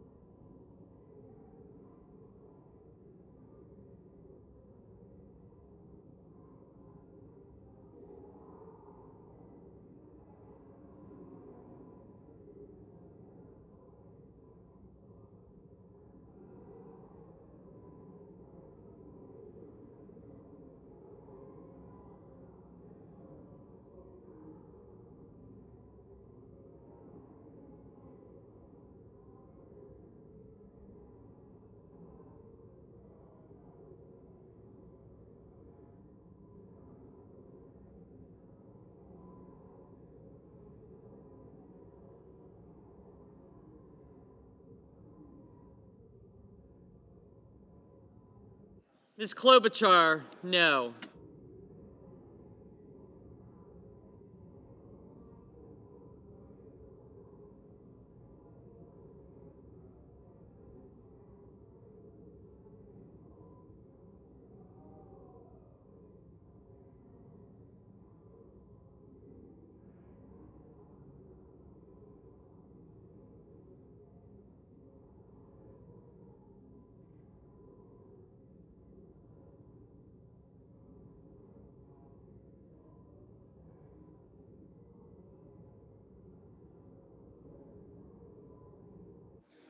Mr. Budd, no.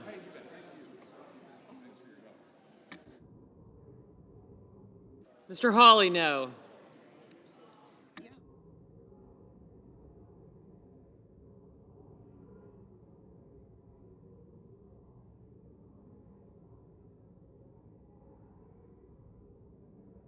Mr. Haggerty, no. Mrs. Gillibrand, no.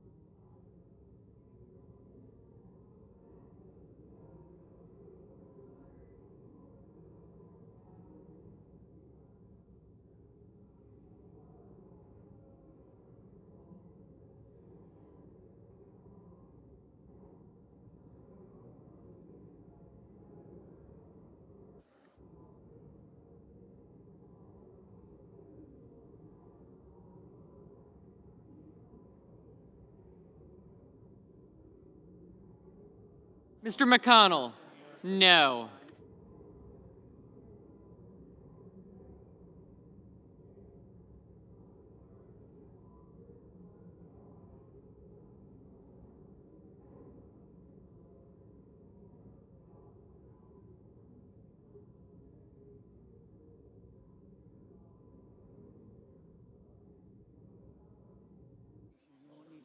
Mr. Sullivan, no.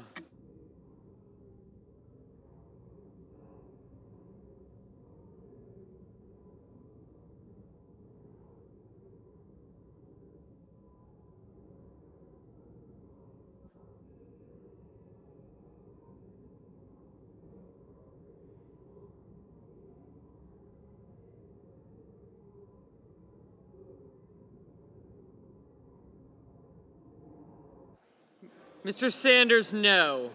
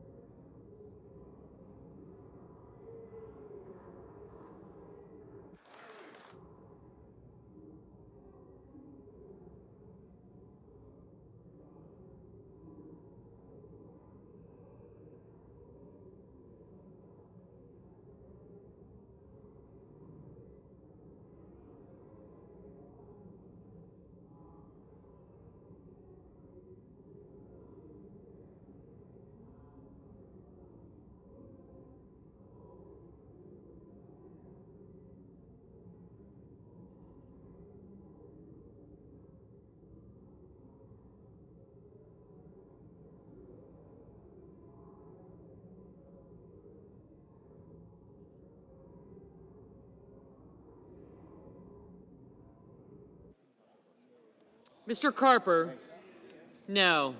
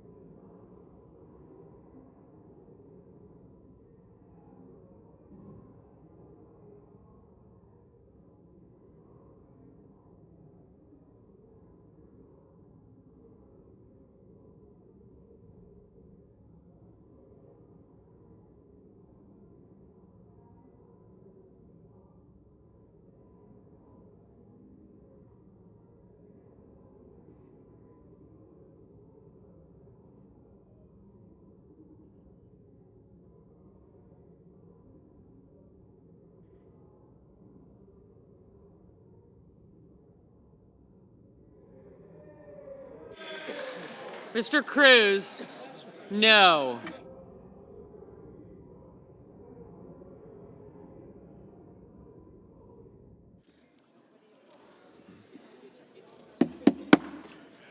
On this vote, the yeas are 3, the nays are 9.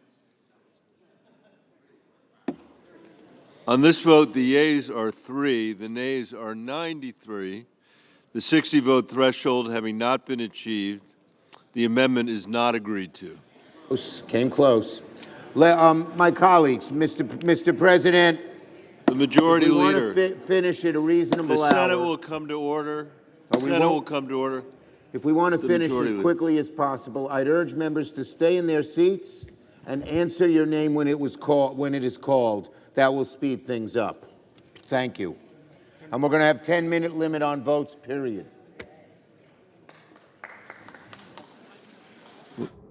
President, The senator from Kentucky. I call up by amendment number 3352 and ask that it be reported by number. The clerk will report. The senator from Kentucky, Mr. Paul, proposes an amendment number 3352. There are now up to 2 minutes for debate evenly divided.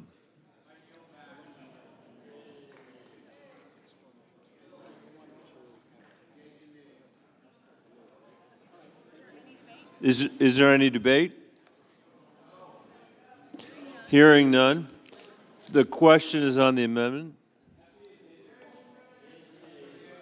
Is there a sufficient second? There appears to be. The clerk will call the roll. Ms. Baldwin. Mr. Barrasso. Mr. Bennett. No. Mrs. Blackburn. Mr. Blumenthal. Are you sure? Mr. Booker. Mr. Bozeman. Mr. Braun. Mrs. Brett. Mr. Brown. Mr. Budd. Ms. Cantwell. Mrs. Capito. Mr. Cardin. Mr. Carper. Mr. Casey.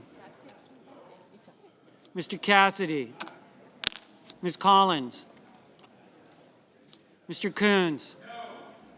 Mr. Cornyn.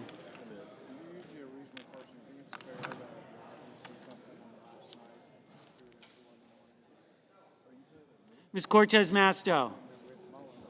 Mr. Cotton. Mr. Kramer. Mr. Crapo.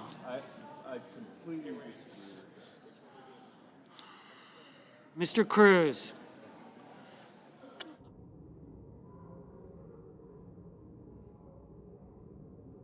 Mr. Daines.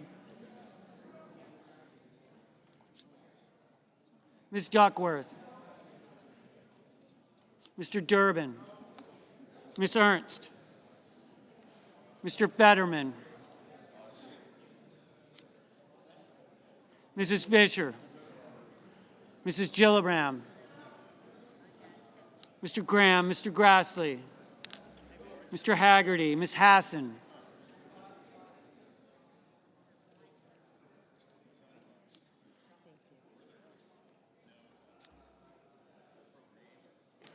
Mr. Hawley. Mr. Heinrich. Mr. Hickenlooper, Mr. Rono. Go to Mr. Grumpy.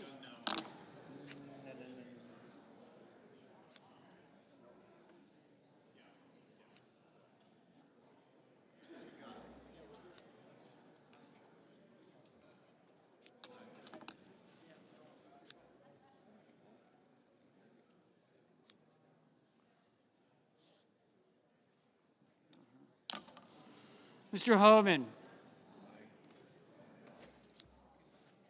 Mrs. Hyde-Smith. Mr. Johnson. Mr. Kane. Mr. Kelly. Mr. Kennedy. Mr. Kim. Mr. King. Ms. Klobuchar. Mr. Langford. Mr. Lee. Mr. Lujan.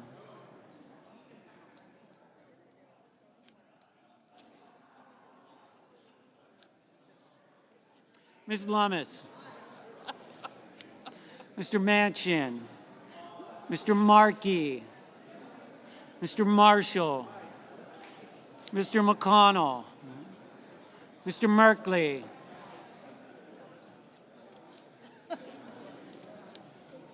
Mr. Moran, Mr. Mullen, Ms. Murkowski, Mr. Murphy,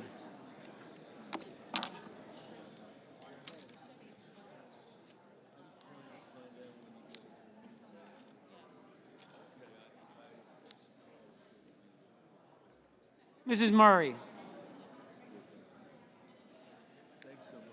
Mr. Ossoff, Mr. Padilla, Mr. Paul,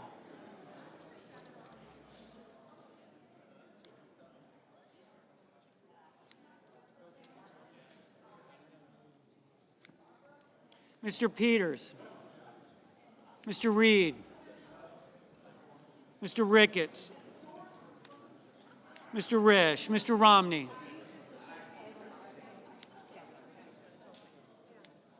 Ms. Rosen,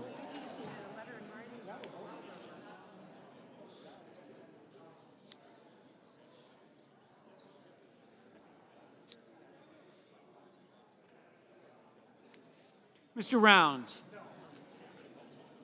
Mr. Rubio, Mr. Sanders,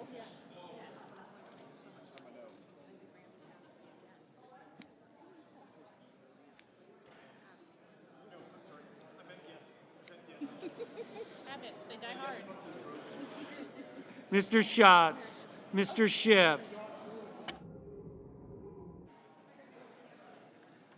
Mr. Schmidt, Mr. Schumer, Mr. Scott of Florida, Mr. Scott of South Carolina,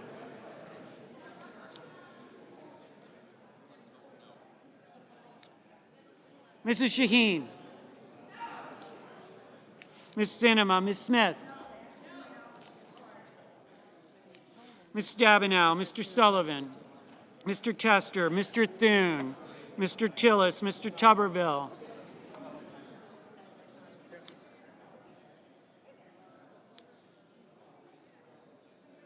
Mr. Van Hollen, Mr. Vance, Mr. Warner, Mr. Warnock, Ms. Warren, Mr. Welch, Mr. Whitehouse, Mr. Wicker, Mr. Wyden, Mr. Young.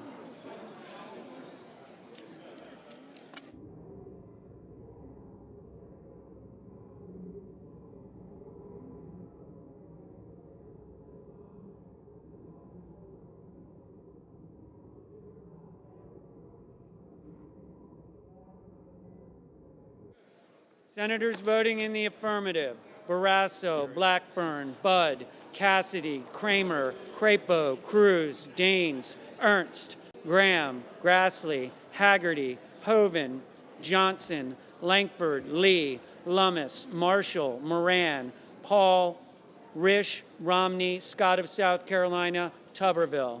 Mr. Schmidt, aye. Mr. Thune, aye.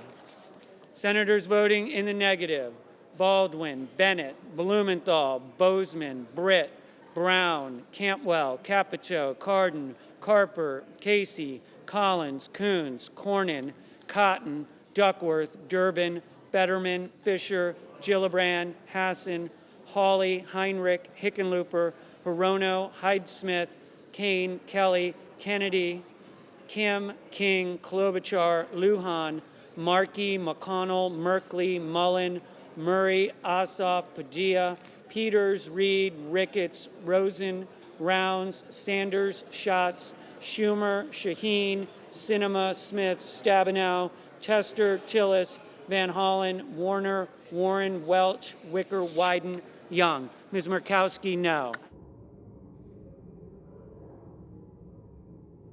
Mr. Braun, aye.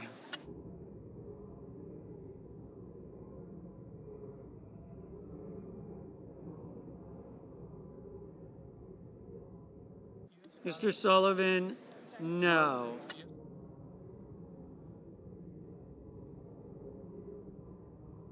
Mr. Warnock, no. Mr. Murphy, no.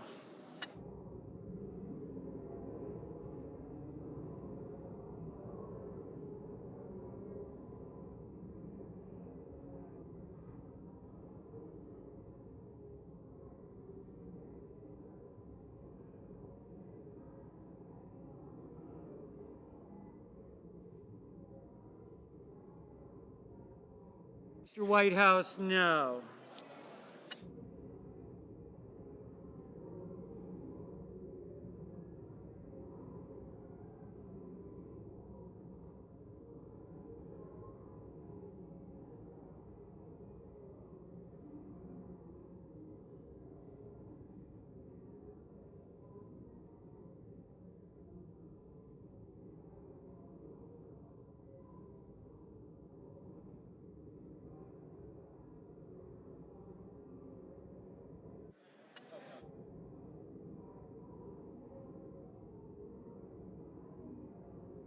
Mr. Scott of Florida, aye.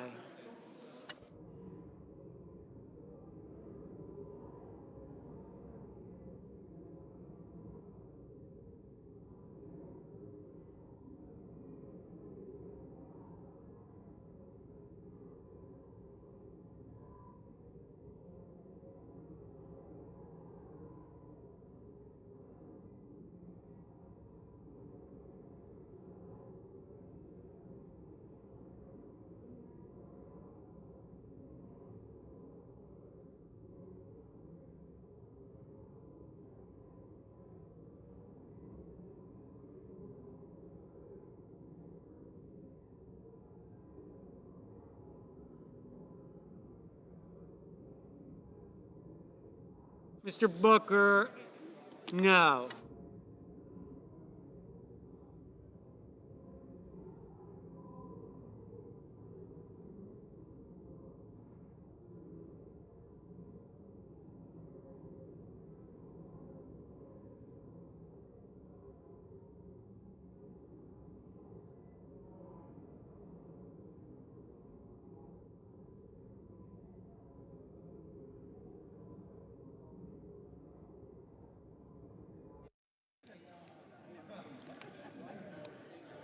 What do I do? Where is it?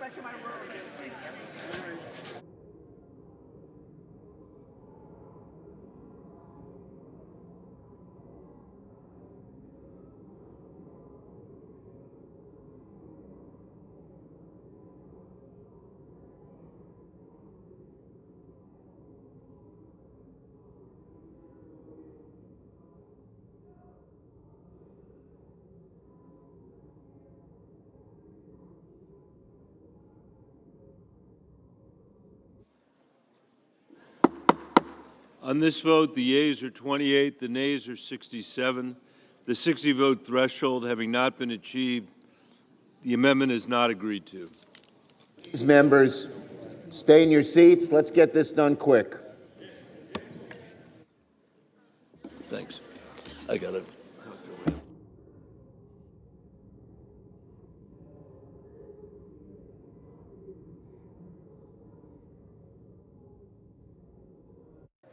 Senator from Texas. Mr. President, I call up my amendment number 3360 and ask that it be reported by number. The clerk will report. Senator from Texas, Mr. Cruz proposes an amendment number 3360. There are now up to 2 minutes of debate, equally divided.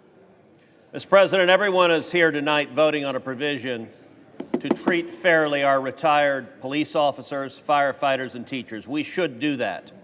The windfall elimination provision treated them unfairly. I've been fighting to correct this since 2017. We can correct this. We can treat our retired cops and firefighters and teachers fairly. However, the provision on the floor of the Senate tonight would add to the Social Security Trust Fund $200 billion in debt. Every member of this Senate, Republican and Democrat, has promised to our voters we will protect Social Security. The bill on the floor of the Senate tonight would accelerate the insolvency of Social Security by 6 months. My amendment fixes the inequity of the windfall elimination provision, but does so at a cost of only $25 billion instead of $200 billion. The amendment on the floor accelerates the insolvency of Social Security. My amendment has a negligible effect on Social Security. Let me urge everyone, let's support our cops and firefighters and teachers, but let's also not throw our seniors down the river. I urge you to vote yes. Senator from Oregon. The House rejected the Cruz proposal by a wide margin. Voting for this amendment, sending it back to the House right before the 118th Congress adjourns, is in effect a vote to kill the bill. I'd urge the body to reject this Hail Mary attempt to kill the bill and yield back. Question? Is there a sufficient second? There appears to be. The clerk will call the roll. Ms. Baldwin. Mr. Barrasso. Sure. Mr. Bennett. Mrs. Blackburn. Mr. Blumenthal. Mr. Booker. No.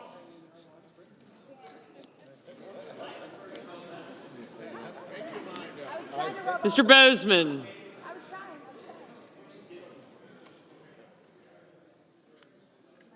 Mr. Braun.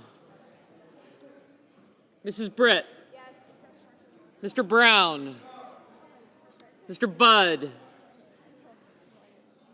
Ms. Cantwell. Mrs. Capito. Mr. Cardin. Mr. Carper.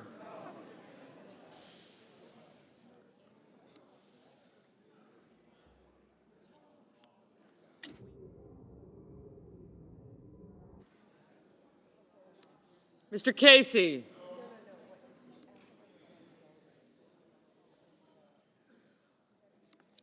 I didn't get Merkley.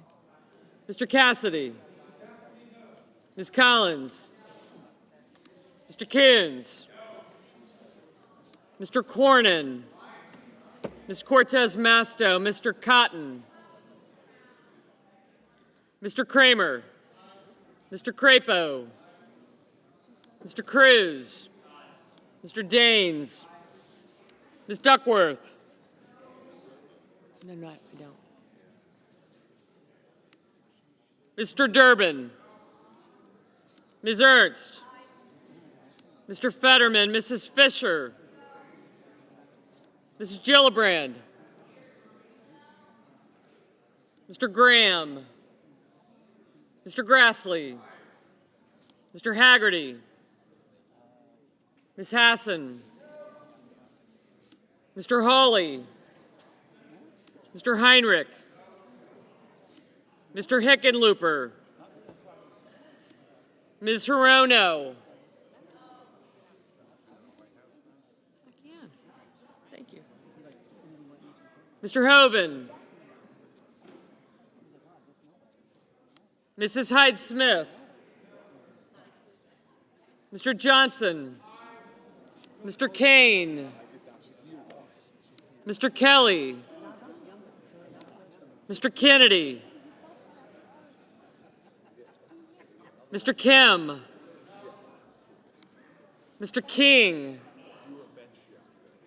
Ms. Klobuchar. Mr. Lankford. Mr. Lee. Mr. Lujan. Ms. Lummis. Mr. Manchin. Mr. Markey. Mr. Marshall. Mr. McConnell. Mr. Merkley.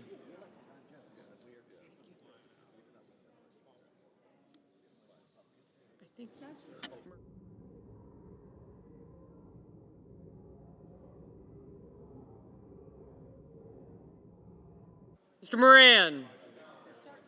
Mr. Mullen. Ms. Murkowski. Mr. Murphy. Mrs. Murray.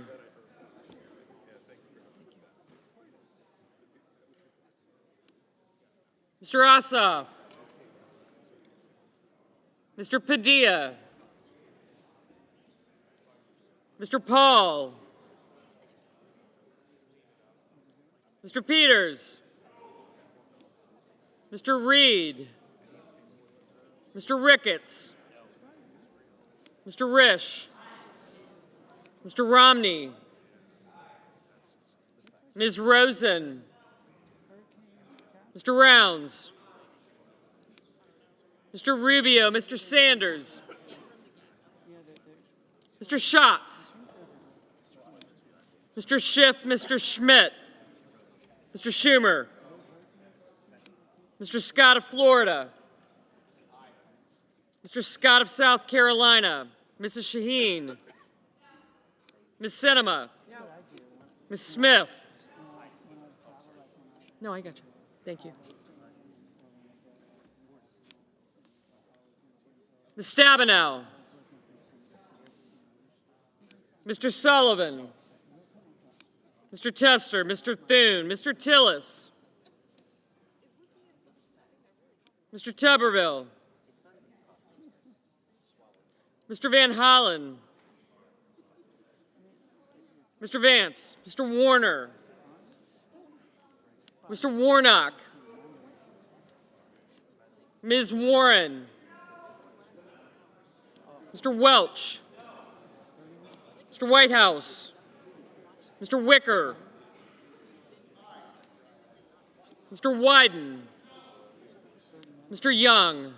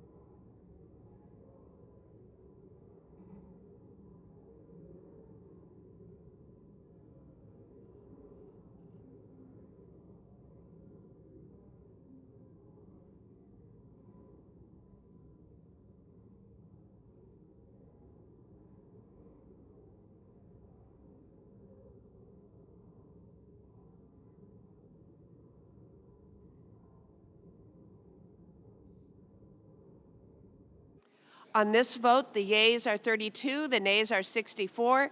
The 60 vote threshold having not been achieved, the amendment is not agreed to. Madam President. The senior senator from Idaho. Madam President, I call up my amendment number 3331 and ask that it be reported by number. The clerk will report. The senator from Idaho, Mr. Crapo, proposes an amendment number 3331. There will now be 2 minutes for debate, equally divided. Madam President. And the Senate will be in order.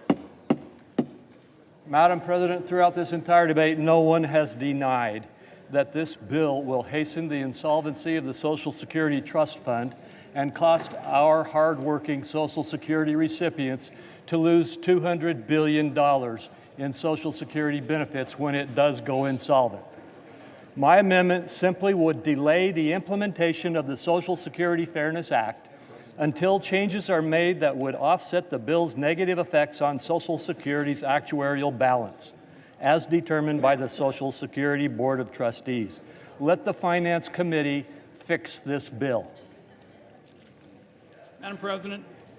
The senior senator from Oregon. Madam President, the public should know that the senator is raising concerns about the financial impact of this bill, while he and other leaders in his party are vowing to use every budget gimmick under the sun next year to avoid paying for their tax bill. And second, we've long had a tale of two tax codes in America, where firefighters and teachers pay with every check while the wealthy can avoid taxes. But now we'd have a tale of two deficits, where deficits don't exist when it benefits the wealthy, but any changes benefiting firefighters have to be paid for. I'd urge my colleagues to vote against this amendment. The question is on the amendment. Is there a sufficient second? There is. The clerk will call the roll. Ms. Baldwin. Mr. Barrasso. Mr. Bennett. Mrs. Blackburn. Mr. Blumenthal. Mr. Booker. Mr. Bozeman. Mr. Braun. Mr. Booker, no.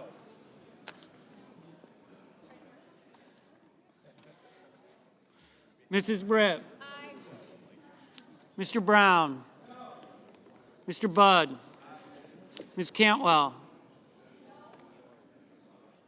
Mrs. Capito. Mr. Cardin. Mr. Carper. Mr. Casey. Mr. Cassidy. Christie. Ms. Collins. Is that correct? Mr. Coons. I know. Is that the one?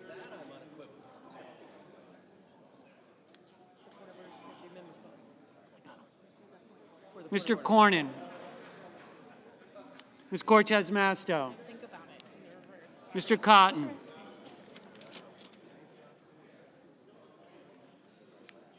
Mr. Kramer. Mr. Crapo.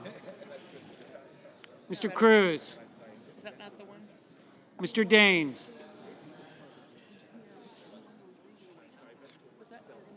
Ms. Duckworth. Mr. Durbin. Right, isn't that, what does that say? Did I not write it? Ms. Ernst. Oh. Mr. Fetterman. Mrs. Fisher. Mrs. Gilliram. Oh, wait. Mr. Graham. Mr. Grassley.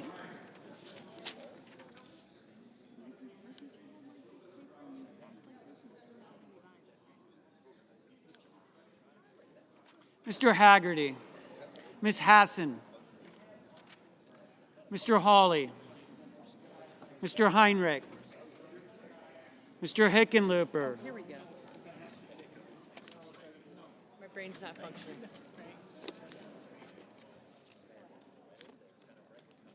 Ms. Arono. Mr. Hoven. I just could have crossed out all the knots. Mrs. Hyde-Smith.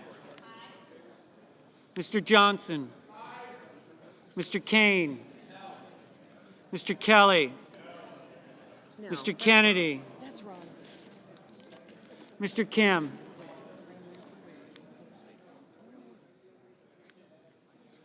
Mr. King.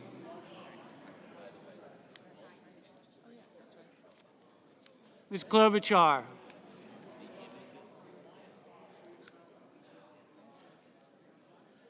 Mr. Langford. Mr. Lee. Mr. Lujan. Ms. Lummis.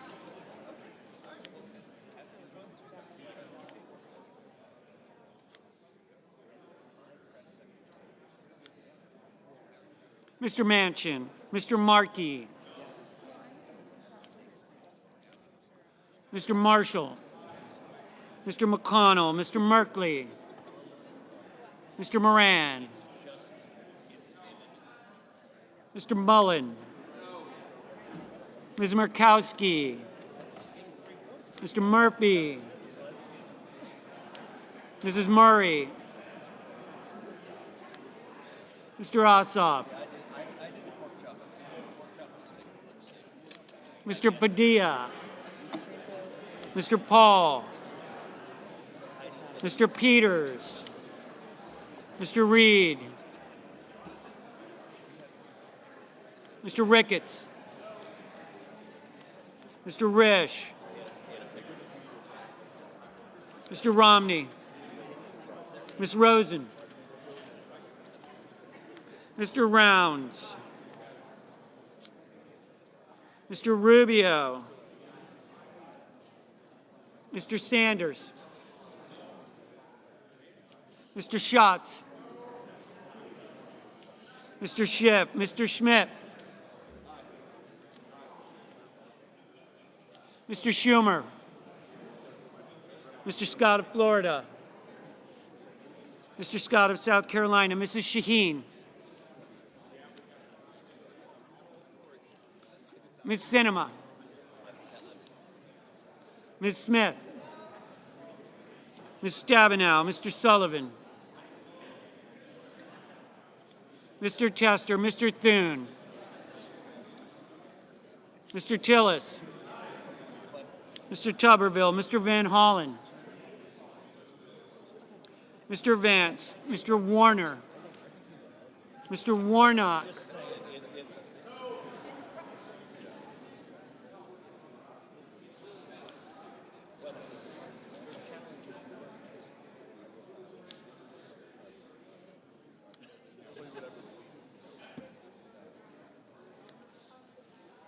Ms. Warren.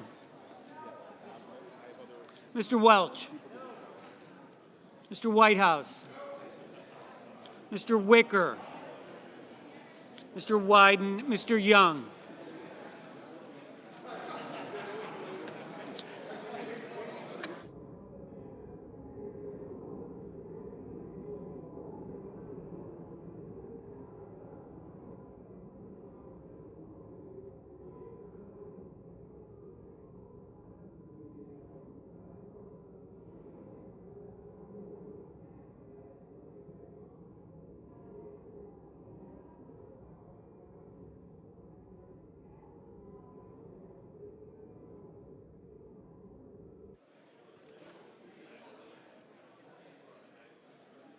Senators voting in the affirmative: Barrasso, Blackburn, Britt, Budd, Carper, Cornyn, Kramer, Crapo, Cruz, Ernst, Graham, Grassley, Haggerty, Hoeven, Hyde-Smith, Johnson, Lankford, Lee, Lummis, Marshall, McConnell, Hall, Risch, Romney, Rounds, Schmidt, Scott of Florida, Scott of South Carolina, Thune, Tillis, Tuberville, Wicker. Mr. Daines, aye.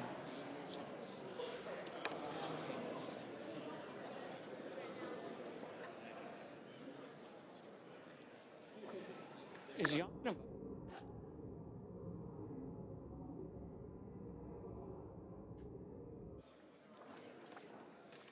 Mr. Young, aye. Chris.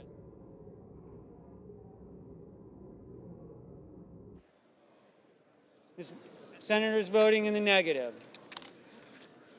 Baldwin, Bennett, Blumenthal, Booker, Bozeman, Braun, Brown, Cantwell, Capito, Cardin, Casey, Cassidy, Collins, Coons, Cortez Masto, Cotton, Duckworth, Durbin, Fetterman, Fisher, Gillibrand, Hassan, Hawley, Heinrich, Hickenlooper, Hirono, Kane, Kelly, Kennedy, Kim, King, Klobuchar, Lujan, Markey, Merkley, Moran, Mullen, Murkowski, Murray, Ossoff, Padilla, Peters, Reed, Ricketts, Rosen, Sanders, Schatz, Schumer, Shaheen, Smith, Stabenow, Sullivan, Tester, Van Hollen, Warner, Warnock, Warren, Welch, Whitehouse, Wyden. Rock and roll.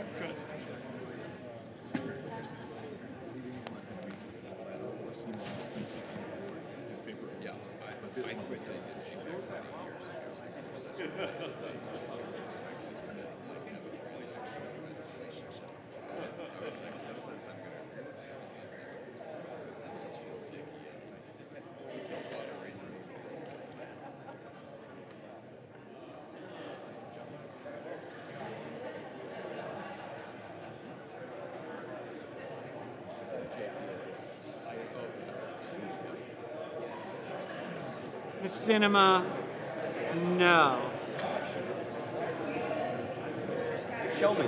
Everything we believe in. They're going to come.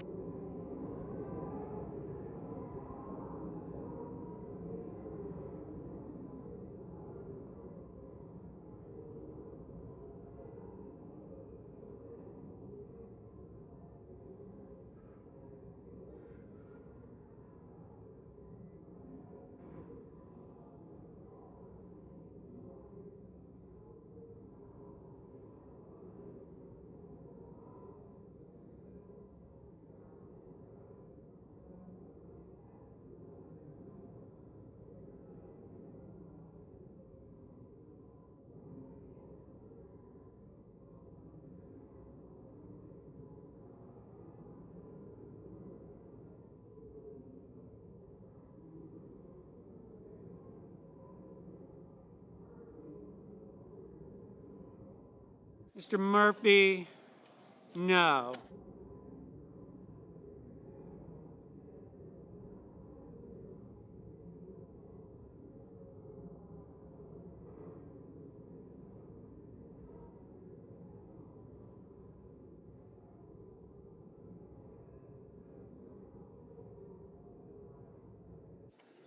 On this vote, the yeas are 34, the nays are 62. The 60-vote threshold having not been achieved, the amendment is not agreed to.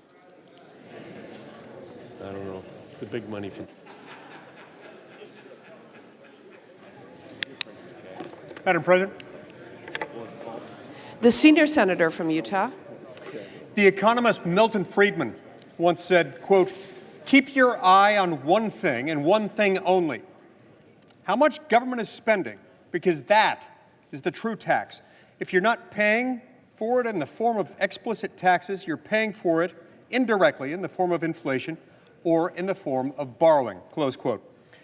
The Senate is poised to enact another tax on the American people this week, tonight in fact, a $200 billion tax that will leave a hole in the Social Security Trust Fund. This tax will give extra Social Security benefits to just 4% of the American workforce at the expense of the other 96% of hardworking Americans.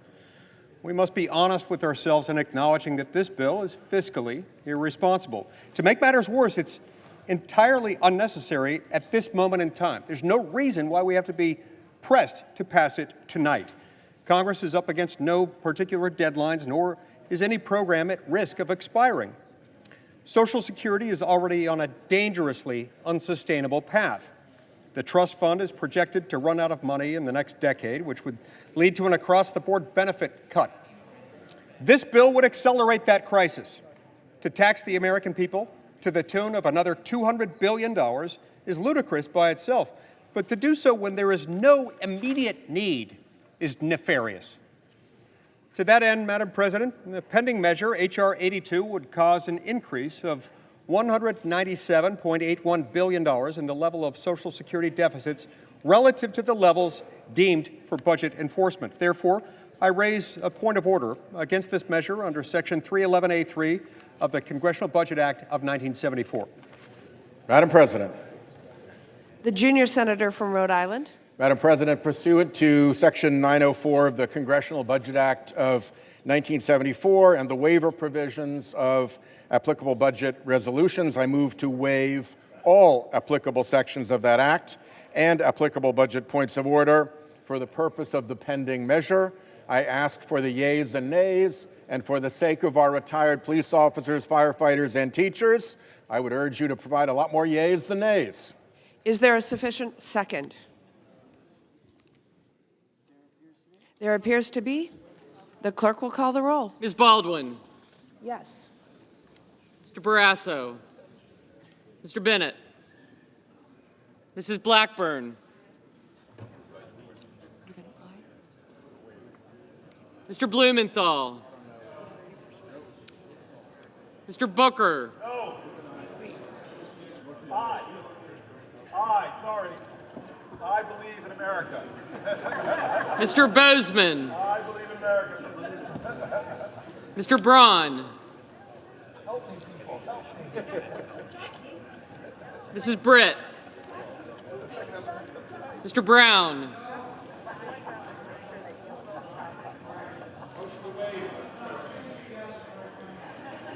Mr. Budd.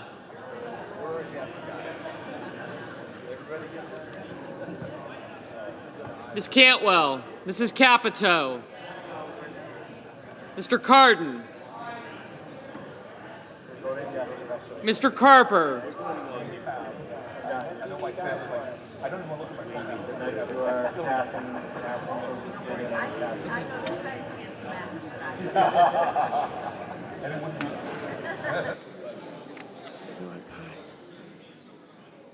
Mr. Casey. Mr. Cassidy, Ms. Collins. Mr. Coons.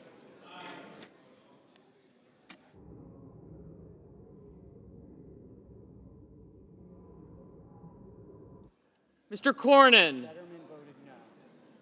I'm sorry. Thank you. Ms. Cortez Masto. Mr. Cotton. Mr. Kramer. Mr. Crapo. Mr. Cruz. Yeah, I saw him. I'm going to let her know. Did you get Fetterman? Aye.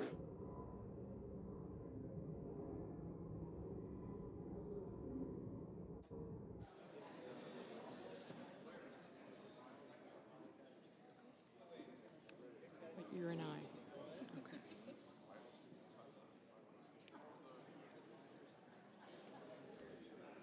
Correct. Mr. Janes. Ms. Duckworth. Mr. Durbin. Ms. Ernst. Mr. Fetterman. Mrs. Fisher. Mrs. Gillibrand.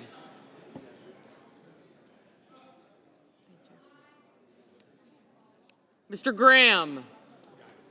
Mr. Grassley. Mr. Haggerty. Ms. Hassan. Mr. Hawley. Mr. Heinrich. Mr. Hickenlooper. Ms. Hirono. Mr. Hoven. Mrs. Hyde-Smith. Oh, right there. Mr. Johnson. Mr. Kane. Mr. Kelly. Mr. Kennedy. Mr. Kim. Mr. King. Ms. Klobuchar. Mr. Langford. Mr. Lee. Mr. Lujan. Ms. Lummis. Mr. Manchin. Mr. Markey. Mr. Marshall. Mr. McConnell. Mr. Merkley. Mr. Moran. Mr. Mullen. Ms. Murkowski. Mr. Murphy. Mrs. Murray, Mr. Ossoff, Mr. Padilla, Mr. Paul, Mr. Peters, Mr. Reed, Mr. Ricketts, Mr. Risch, Mr. Romney, Ms. Rosen, Mr. Rounds, Mr. Rubio, Mr. Sanders, Mr. Schatz, Mr. Schiff, Mr. Schmidt, Mr. Schumer, Mr. Scott of Florida, Mr. Scott of South Carolina, Mrs. Shaheen, Ms. Sinema, Ms. Smith, Ms. Stabenow, Mr. Sullivan, Mr. Tester, Mr. Thune, Mr. Tillis, Mr. Tuberville, Mr. Van Hollen, Mr. Vance, Mr. Warner, Mr. Warnock, Ms. Warren, Mr. Welch, Mr. Whitehouse,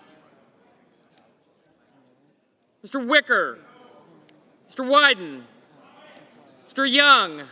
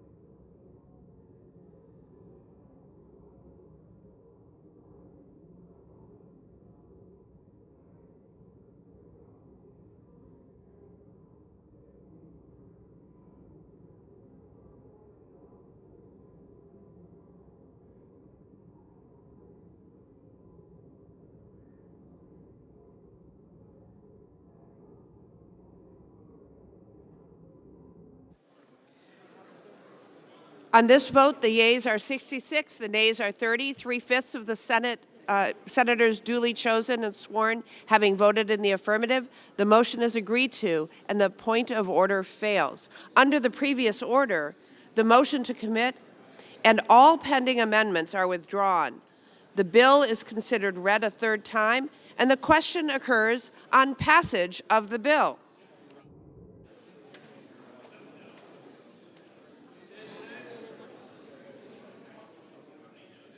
Is there a sufficient second? There appears to be. The clerk will call the roll. Ms. Baldwin. Aye. Mr. Barrasso. Mr. Bennett. Mrs. Blackburn.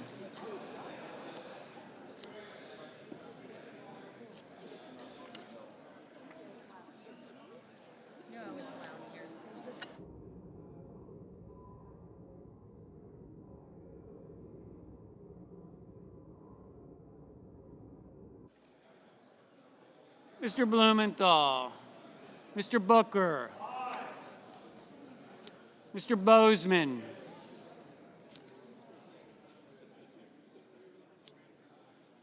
Mr. Braun. Mrs. Britt. Mr. Brown. Mr. Budd. Ms. Cantwell. Mrs. Capito. Mr. Cardin. Mr. Carper. Mr. Casey.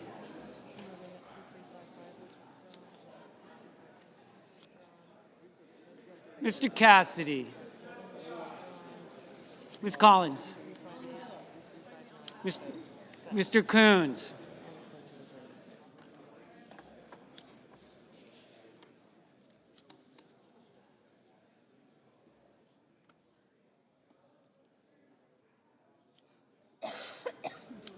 Mr. Cornyn, Ms. Cortez Masto, Mr. Cotton, Mr. Kramer, Mr. Crapo, Mr. Cruz, Mr. Daines, Ms. Duckworth, Mr. Durbin, Ms. Ernst,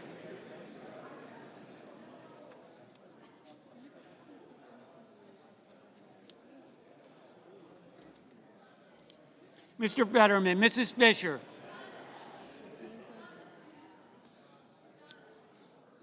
I got it.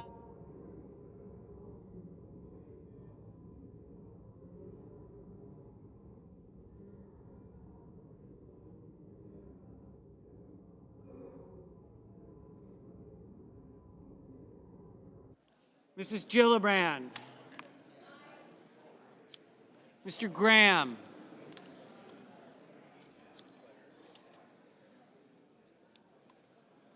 Mr. Grassley,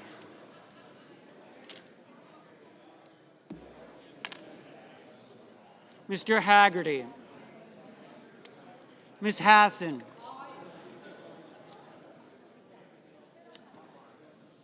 Mr. Hawley,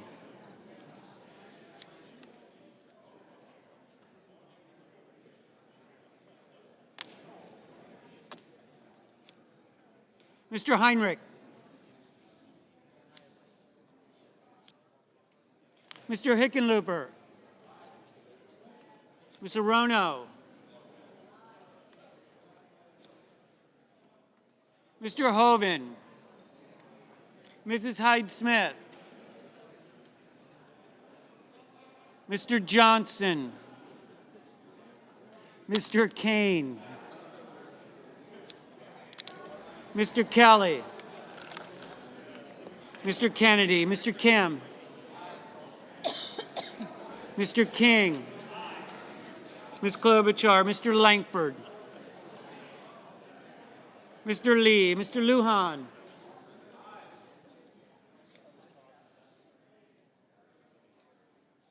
Ms. Lummis, Mr. Manchin, Mr. Markey, Mr. Marshall, Mr. McConnell,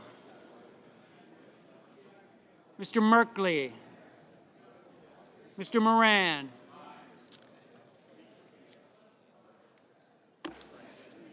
Mr. Mullen, Ms. Murkowski, Mr. Murphy, Mrs. Murray, Mr. Ossoff,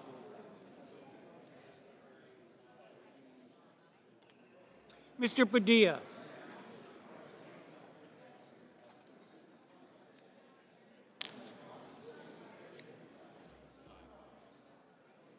Mr. Paul, Mr. Peters, Mr. Reed,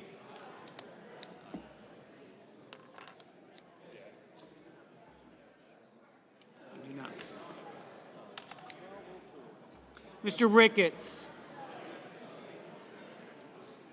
Mr. Risch, Mr. Romney, Ms. Rosen,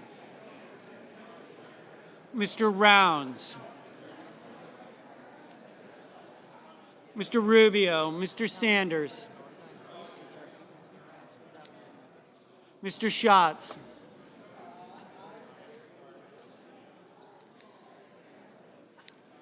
Mr. Schiff, Mr. Schmidt, Mr. Schumer, Mr. Scott of Florida, Mr. Scott of South Carolina, Mrs. Shaheen, Ms. Sinema, Ms. Smith, Ms. Stabenow, Mr. Sullivan,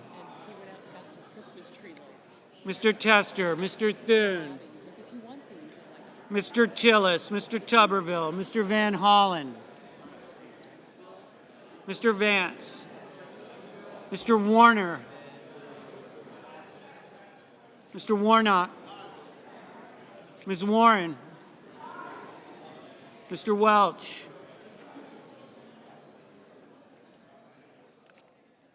Mr. Whitehouse, Mr. Wicker, Mr. Wyden,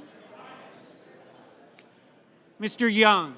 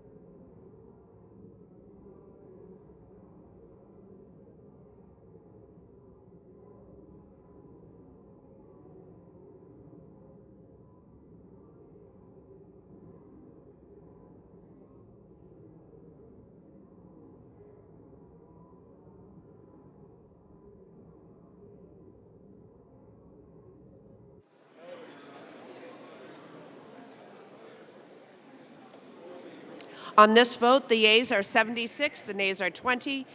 The 60-vote threshold having been achieved, the bill is passed. Madam President. Madam President, can we have some order, please? Yes. The Senate will be in order. Can we have some order, please? The Democratic leader. Thank you, Madam President. So tonight, the Senate finally corrects a 50-year mistake by passing the Social Security Fairness Act. Millions of retired teachers and firefighters and letter carriers and state and local workers have waited decades for this moment. No longer will public retirees see their hard-earned Social Security benefits robbed from them thanks to this bill. It's a very good thing that one of the final acts of the 118th Congress is delivering a huge win for working Americans. I thank my colleagues on both sides of the aisle for their outstanding work, particularly Senators Brown, Collins, Cassidy, who led the way, and all those who relentlessly across the country called their senators and got this done.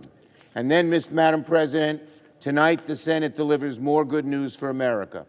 Tonight the Senate delivers good news for America. There will be no government shutdown right before Christmas.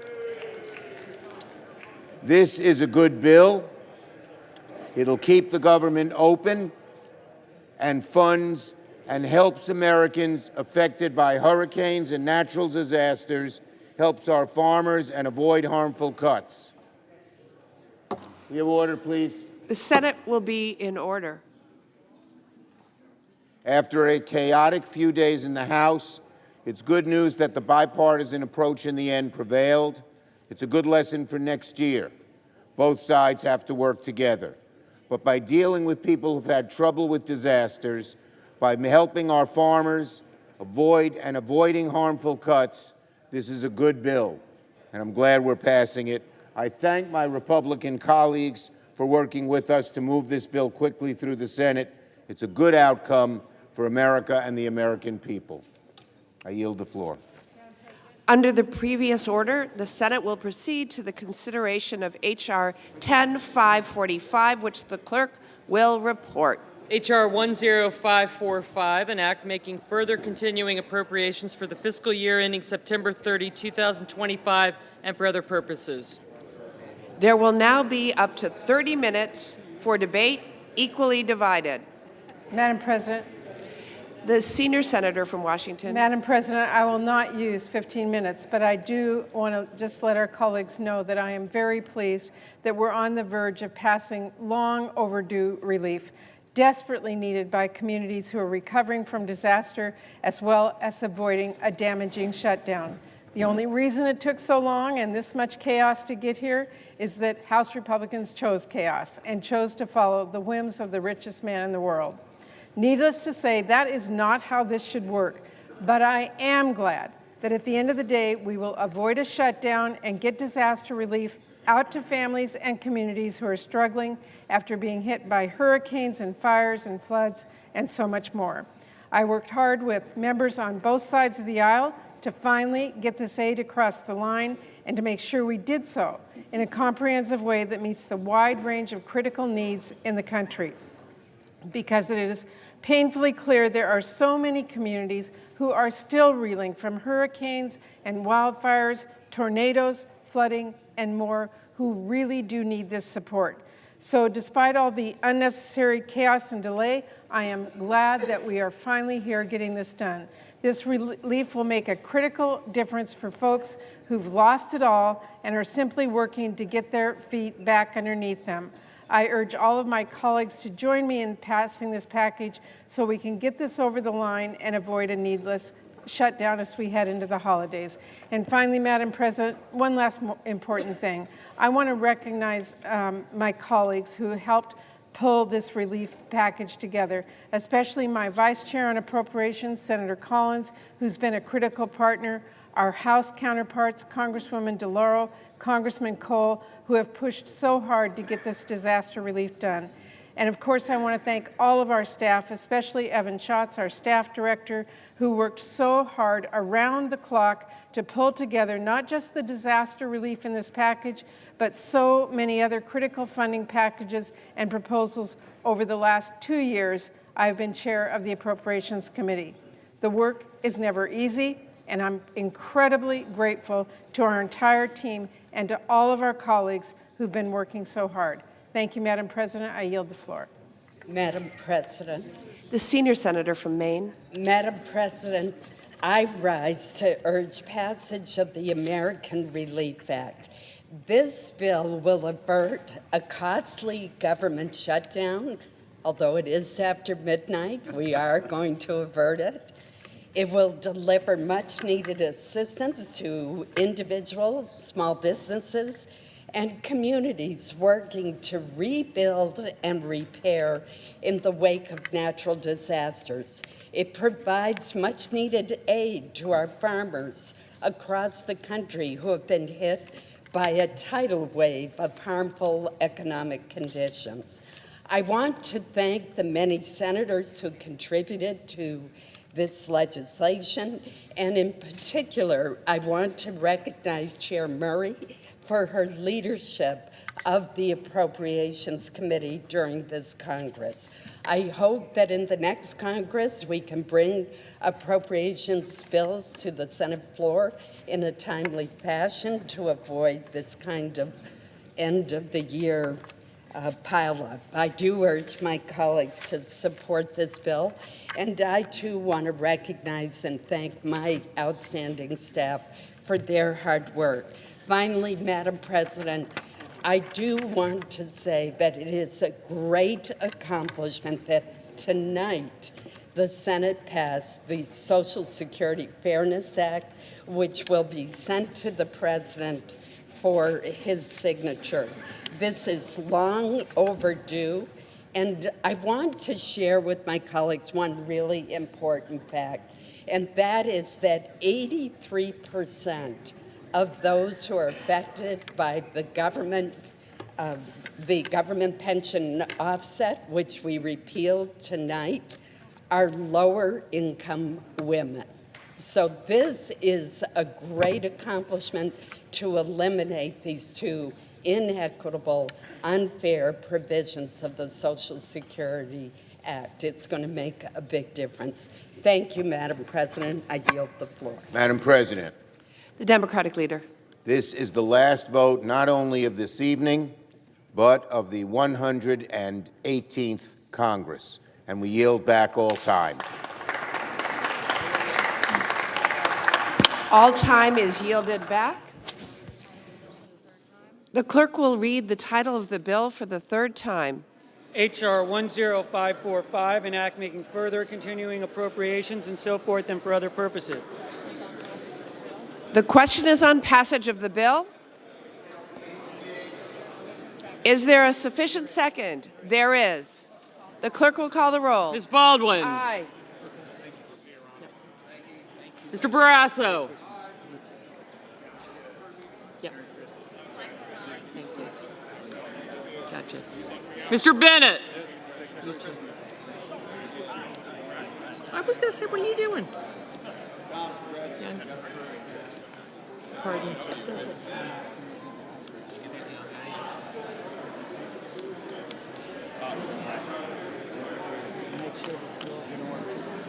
Governor.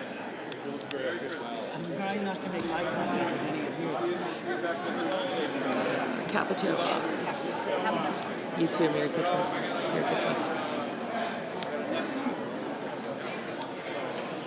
Thank you.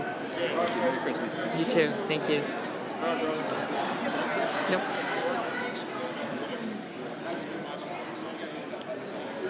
Thank you.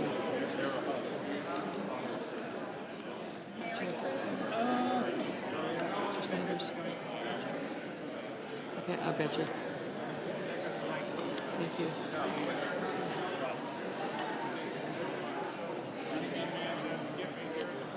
Right. Absolutely. 55 minutes I was off. 55 minutes. That's pretty good. minute. Mr. Bozeman. Thank you.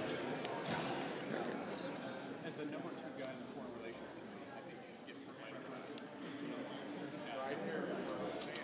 get I got you. White House eye. Thank you. And Merry Christmas. Merry Christmas. Thank you. Thank you. I'm going to do better next year. I promise. Merry Christmas. It's my New Year's resolution. It's my New Year's resolution.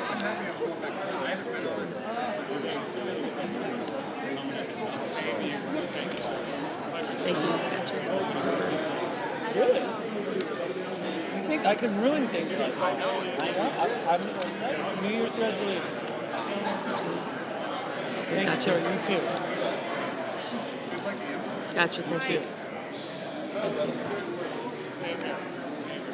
Good holiday. Merry Christmas. Thank you. I will. I'm doing well. Okay. You bet. Merry Christmas. Thank you. Thank you. Merry Christmas. Thank you. Merry Christmas. I do. I got you. Thanks, Smith. For sure.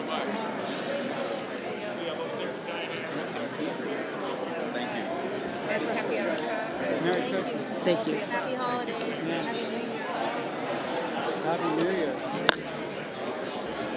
You too.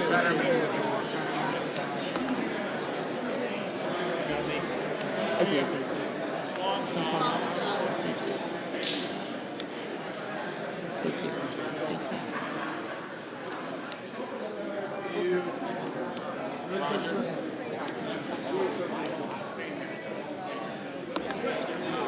Mr. Braun, Mrs. Britt, Mr. Brown. Mr. Budd, Ms. Cantwell. Oh, thank you.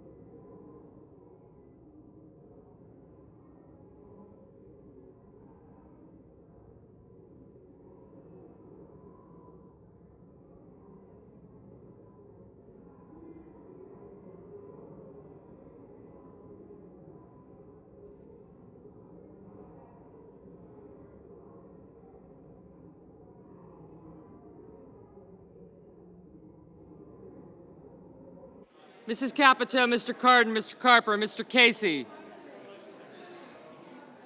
Mr. Cassidy, Ms. Collins. She's there. She's not. Okay. Thank you. Gotcha. I gotcha.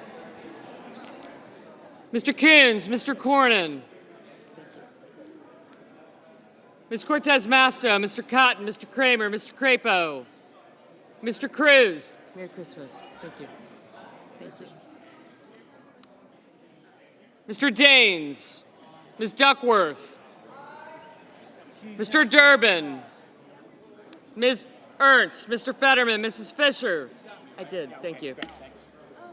Mrs. Gillibrand, Mr. Graham, Mr. Grassley, Mr. Haggerty, Ms. Hassan, Mr. Hawley, Mr. Heinrich, Mr. Hickenlooper, Ms. Hirona, Mr. Hoban, Mrs. Height-Smith, Mr. Johnson, Mr. Kane, Mr. Kelly, Mr. Kennedy, Mr. Kim, Mr. King, Ms. Klobuchar, Mr. Lankford, Mr. Lee, Mr. Lujan. Thank you, Mayor. Yep. Happy Hanukkah.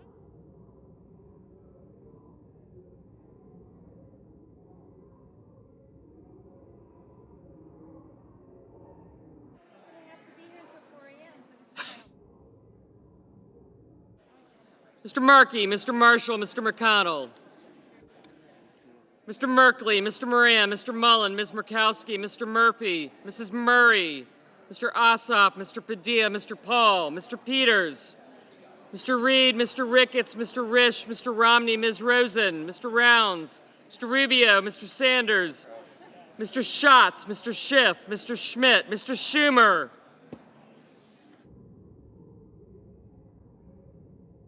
Mr. Scott of Florida, Mr. Scott of South Carolina, Mrs. Shaheen, Ms. Sinema, Ms. Smith, Ms. Stabenow, Mr. Sullivan, Mr. Tester, Mr. Thune, Mr. Tillis, Mr. Tuberville, Mr. Van Hollen, Mr. Vance, Mr. Warner, Mr. Warnock, Ms. Warren, Mr. Welch, Mr. Whitehouse, Mr. Wicker, Mr. Wyden, Mr. Young.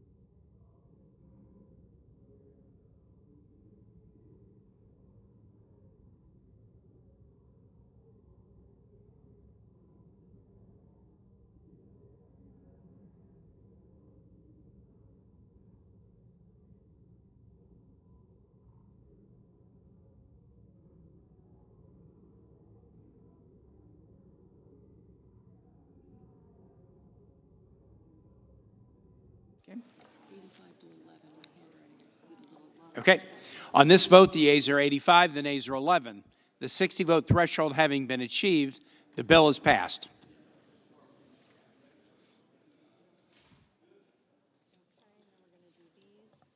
Under the previous order, the Senate will resume executive session to consider the following nominations in block, calendar numbers 851, 853, 854, and 857. The question occurs on the nominations in block. All in favor say aye. Any opposed, nay? The ayes appear to have it. The ayes do have it. The nominations are confirmed on block. Under the previous order, the motion to reconsider is considered, made, and laid upon the table, and the President will be immediately notified of the Senate's actions.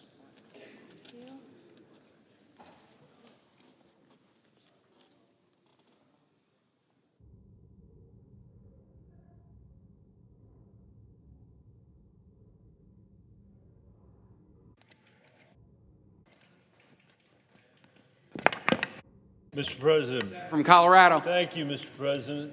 In a moment, I will ask for unanimous consent to pass H.R. 3433, the Bipartisan Give Kids a Chance Act. I'd like to highlight how important this legislation is for children with cancer all across this country.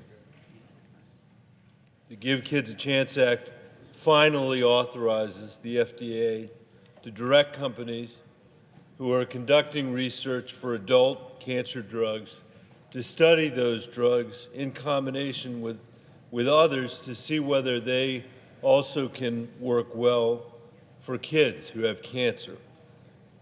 The bill continues the work that Senator Rubio and I started in 2017 when we worked together to pass the Race for Children Act, which required sponsors of certain adult cancer drugs to study the benefits or the effects and their use in children.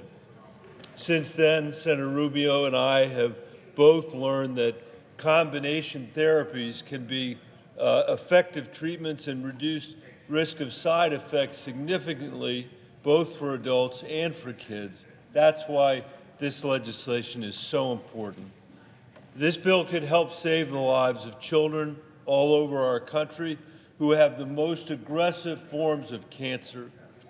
It would ensure that pharmaceutical companies are being held accountable to study how their drugs affect children who may have the same kind of cancer as adults, but who need...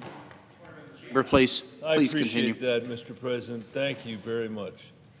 Who appreciate more tailored treatment in combination with other drugs.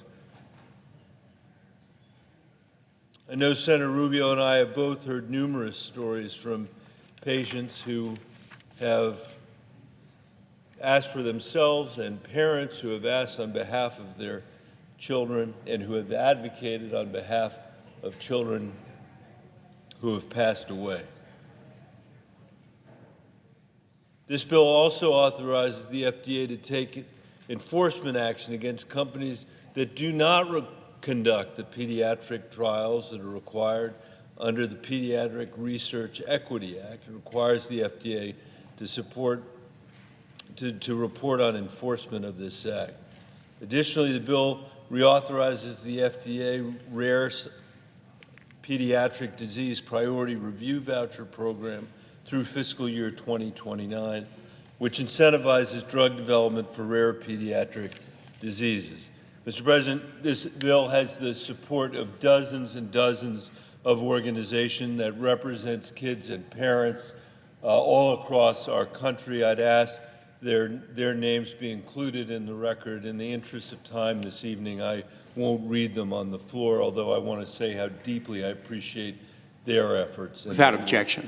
I'd also like to highlight the bipartisan nature of this work. Senator Rubio, as a co-sponsor, with Senator Casey and Mullins, who have co-sponsored provisions of this House bill as well.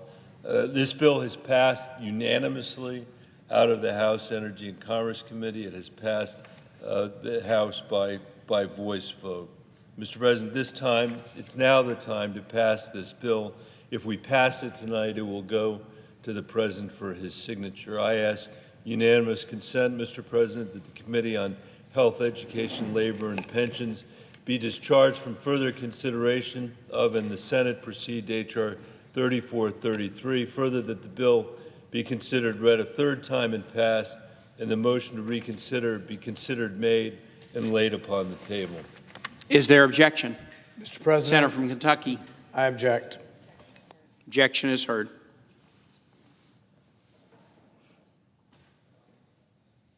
Mr. President. Senator from Colorado. Mr. President, I just want to say how deeply I regret the objection of the senator from Kentucky. That's, of course, his right.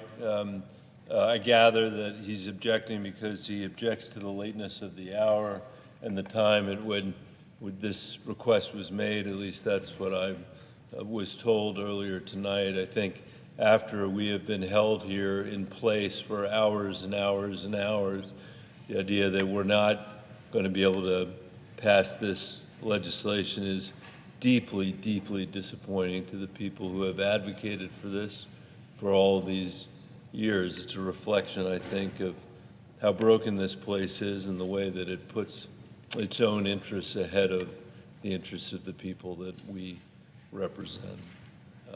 But we will be back to fight another day. Mr. President, I wish you and the staff here in the Senate at this late hour, and to my colleagues that are here as well, happy holidays and Merry Christmas, and we'll see you in the new year.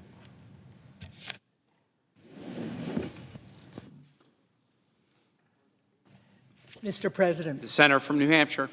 Mr. President, I rise today to urge my colleagues to pass into law life-saving bipartisan legislation that will enable us to keep fighting the opioid and fentanyl epidemic that has destroyed families and devastated communities all across our country. New data from just this week found that drug overdose deaths dropped 17% from last summer to this summer. We now have a much better sense of what works to prevent and treat addiction, the resources we need to do so, and the light that exists on the other end of this terrible, terrible tunnel. But we can only get there if we keep up the fight. The SUPPORT Act of 2018 established vital addiction treatment infrastructure. Reauthorizing this law is essential to our addiction prevention, treatment, and recovery efforts. Just two of many examples include funding addiction treatment for pregnant women and supporting first responders. Now, the original SUPPORT Act passed the Senate with 98 votes, and the bipartisan reauthorization passed the House with 386 votes.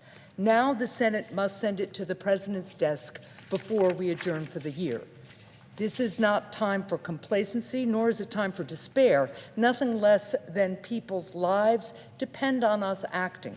So, Mr. President, as if in legislative session, I ask unanimous consent that the Committee on Health, Education, Labor, and Pensions be discharged from further consideration of H.R. 4531, and the Senate proceed to its immediate consideration.